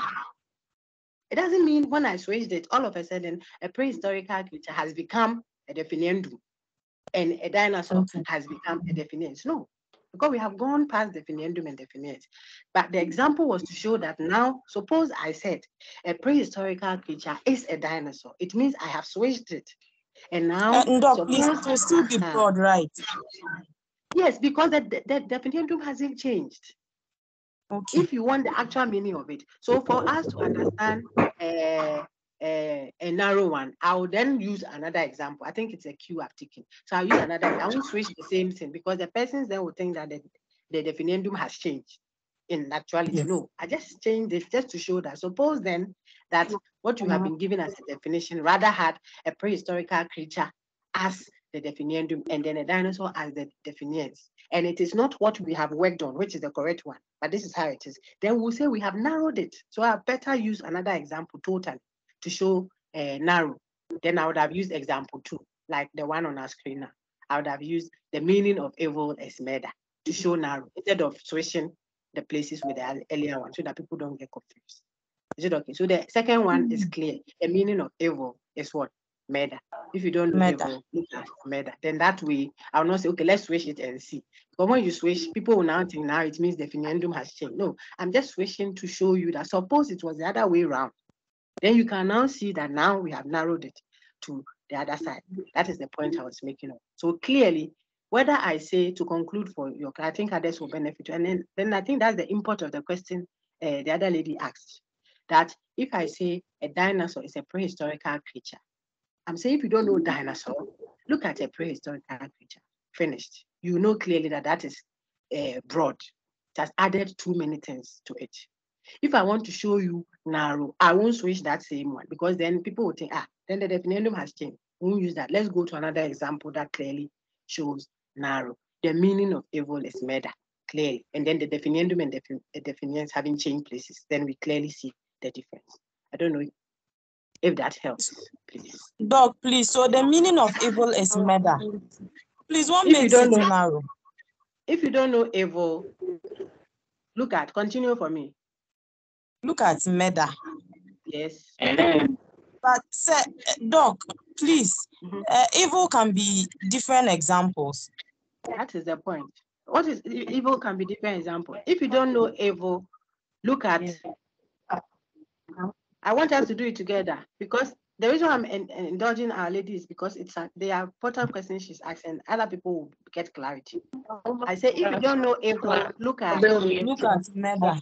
Oh, okay, so now, Doc, in this context, murder is rather broad and it's narrowed down to evil. No. Listen, I said if you don't know what we call evil, look at what. Murder. When you do that, what happens? When you say I should look at murder, what happens? Don't worry, just because you are helping on it. What you are doing is not a new thing. You are helping. And abortion is part of it. Abortion is part of it. Abortion is part of it. Well, lying, jealousy. I think she agrees, just that she wants to get an understanding whether we should call that narrow or broad. And she's not the only one. Everyone would have that challenge. So, my sister, we are just saying, if you don't know evil, if you don't know evil, look at murder. So, the person that you are teaching that murder, evil is murder. So, if the person is gossiping, you shouldn't call it evil. Please, do you understand? Yes, please. Yeah. If the person is teaching in exam, you shouldn't call it evil. That is why we are saying then that will be narrow. Okay. Thank you very much. You're most welcome. And thank you too. I think it will help. I've taken a cue from that. So when I'm teaching, I won't do the swap because some the swap. Yeah, right. Hey, Brian. All my men are male. Go ahead, sir. I think I've taken two ladies. Let me take should I go ahead, please? Yes, go ahead, please. Then we can end. Okay, right. If we finish this one and still have questions. Doc, I'm looking at this book critical thinking as a very big tree, right? But I have a question from sentence to statement, and then I went through that part of statements and all that. Oh, we have done that. We have done that. They are in the recording. Yeah, I know that. But I'm thinking about the fact that so we have a definition, right? Yes, and please. What we've discussed right now is part of definiendum and the definitions and all that. Yes, please. And yes, if please. some part of if definitions or if some of it cannot be real, it cannot be very certain or cannot be real. There's no certainty in inductive reasoning. Yes, argument, and yes, you can. And make it deductive. It won't be deductive. It will be inductive. We'll get there in 6 and 7. Yes. So when you are using, so it can be inductive, but it cannot be deductive. Those are arguments. They are not. It's like asking whether human beings can fly or something. They don't. The questions don't make. I don't know how to say it. I don't want to sound a certain way, but when we learn deduction and induction, you see that those are argumentation. They are not statements. Okay. So let's get there. When we get to that topic, you understand what I'm saying. It's like asking if the human being is boiling fire or something. Can I just Okay, Don't worry. So my little question that I want to ask is that, so deductive is in this, like the sentence is part of sentence, like No, that means deduction is the that's structure what of I'm sentence, saying. or what? Deduction Or is and it the induction different are or not. like? I just want to get a whole scope, Engage the content. I think you missed part of that, so you engage it. The recordings will come. We have mopped up on that earlier. Okay, deduction and induction is talking about argument, not statement and sentence, not at all. It's a build-up. Okay. So the question you're asking, the question you're asking shows that. But a statement, someone can make a statement, but someone can make a statement which I think probably, okay, someone can drive a sentence and then it's an argument. Is that not the case? No, please. I'm restraining myself from saying something. I'm just saying that you don't add up. What the question are, because of what statement is and what argument is, the questions don't add up. Let's go through the topics that we've done on this. Then when we get to argument, we do argument. Then the question will be clear. The question itself shows that the person. Let's take a few others. Okay. Let's take my last is that can I take a philosophy, like can I go to you were not giving philosophy like in advance, as you are not we can do general knowledge of it, okay, but we're not giving that course. Like I would love to. We don't do that at distance. There's a lot of work. I don't have that privilege, but I think I'm falling in love with it. Oh. We can get some of my content on YouTube. You can enjoy, have a philosophy recording. Please let me take Sylvia Dogbeda. Oh, okay, right. Okay, thank you. Sylvia, do you have a question? Okay, let me take Dorcas Eduse. I think Sylvia's question is sorted. Dorcas Eduse. Okay, Dorcas's question is sorted. Then I'll take Evans Chuneboa. Your hands are up. Please, I have to take care of my family. I beg you. Dorcas Eduse, if your question is still there, ask it. Okay, I think it's gone. Let me take. Is it there? Maybe Seju, you keep unmuting your mic. Please, is your question there? Okay, it's better. Let's take. So all the three microphones are opened. Dorcas Eduse, Evans Chuneboa, and maybe Seju. Who is speaking? Then we end with you. Hello, madam. Yes, sir. Hello, maybe. Hello. Yes, now all the four mics are on. Hello. Let me take Dorcas Eduse first. Let's have it organized. So Dorcas, please ask your question.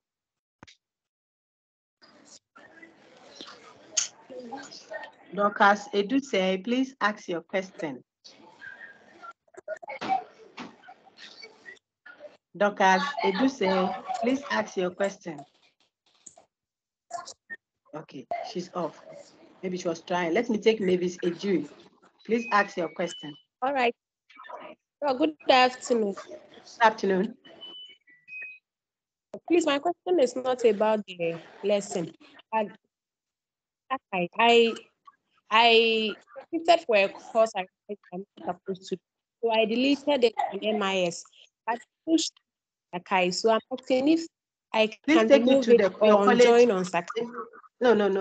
As for Sakai, if you are not able to join it, it won't be a problem. But if there's a registration, you've registered it here, but it's not showing it there. It is the workers' administrators' work, not lecturers' work. Okay, so address it to the college academic office, and simply they will do it. Okay.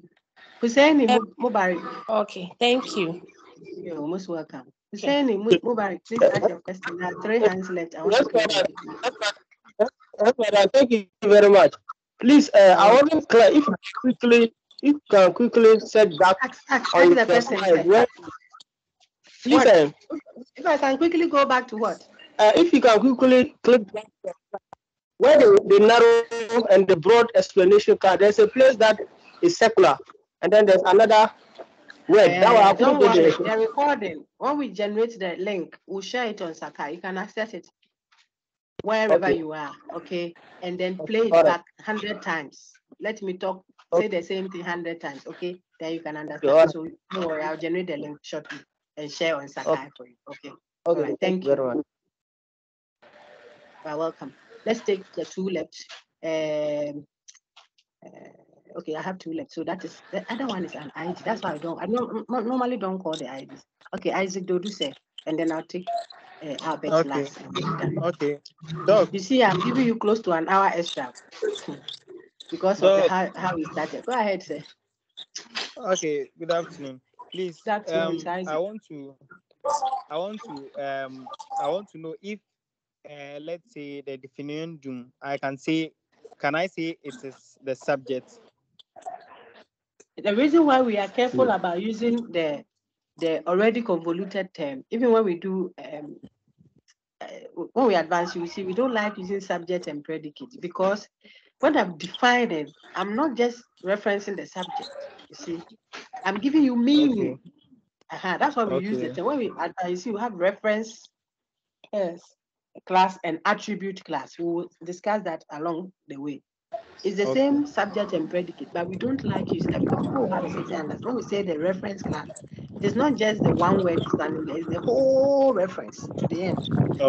Before whatever you are saying about it. So if you like, don't use subject and predicate so that it doesn't get confused. Okay. Thank you. Yeah. Thank you to say. So we are done with Isaac, and then finally, this is Tay Albert Amano. Okay, that will be the last one. Then I can take my Yes, ma'am. Yes, sir. Go ahead. Thank you very much for the opportunity. Please, I want to find out whether we join one class in a week. Yes, please. I've answered that question. Only one. But I'll keep repeating because people, it's a big class and people keep going around. Yes, you should be in one class. You can attend all the others if you have the time, but you should consistently follow one and then sign up on Sakai for only one group. The reason is so that I can find you and put your mark there. If you are here and here and here, when we are giving you marks, you may lose it, but the system will say you are cheating. Okay, so just join only one group. By attending the lecture, that's why we shared all the links. You can attend the link that you want, and then that one too doesn't mean every week you are alternating the links. The links, because it might turn out that wherever I got to that I'm building on, perhaps my group 1, I didn't get there, or I passed there, so that I don't delay you or advance you unnecessarily. Okay, so just enjoy this, but sign up for a group and you do fine. Thank you very much. Those were very brilliant questions, and I think you did very well, because last week apparently didn't meet. But if I look at the question lines and then how you are engaging, it is really, really good. Thank you. Have a wonderful week. I'll generate the links, I hope, shortly and share on your site. All the best. Thank you. Madam, please. Thank you. Can we do it real quick? Hey, right. Hello. Mubarak was clapping for me. I've muted his mic, so I'm sure he wanted to unmute and give me fans. But if fans here, Bryce last. Go ahead. Thank you, man. Thank you. Madam, please. Madam, thank you so much. Thank you too. I appreciate that. Go ahead, sir. I'm saying last one. God bless you. Amen. Madam, please. Can a distance student join a Yes, if you don't regular ask, class? they won't stop. So ask. I can hear you. The one say last Madam, one. please. Can a distance student join a regular class? Yes, you can. Make the class very if you wanted to find the link, but I can't officially share it with you. Otherwise, you can find the recordings on my channel there. No, madam, please. I'm talking about a face-to-face class. We don't have a face-to-face class on YouTube in campus. Critical thinking and academic. Okay, I can speak for critical thinking. Currently, are all taught online because of the number of students doing it, and then the nature of the course. They are all online taught. Okay, so it will be online. If you want recordings for that, like we have, you can get them on our YouTube channels. Find Dr. Nancy Niles. Madam, please, you need the audio. I'll share the recording. Yes, I share it all the time. I've said it. Okay. This one too will be shared. Thank you, madam. Thank you very much. Madam, please. So in the exams, is it going to you guys should leave her to go. What is it? Madam, don't mind her. Leave her. Madam, leave. Thank you. Madam, please don't. Madam,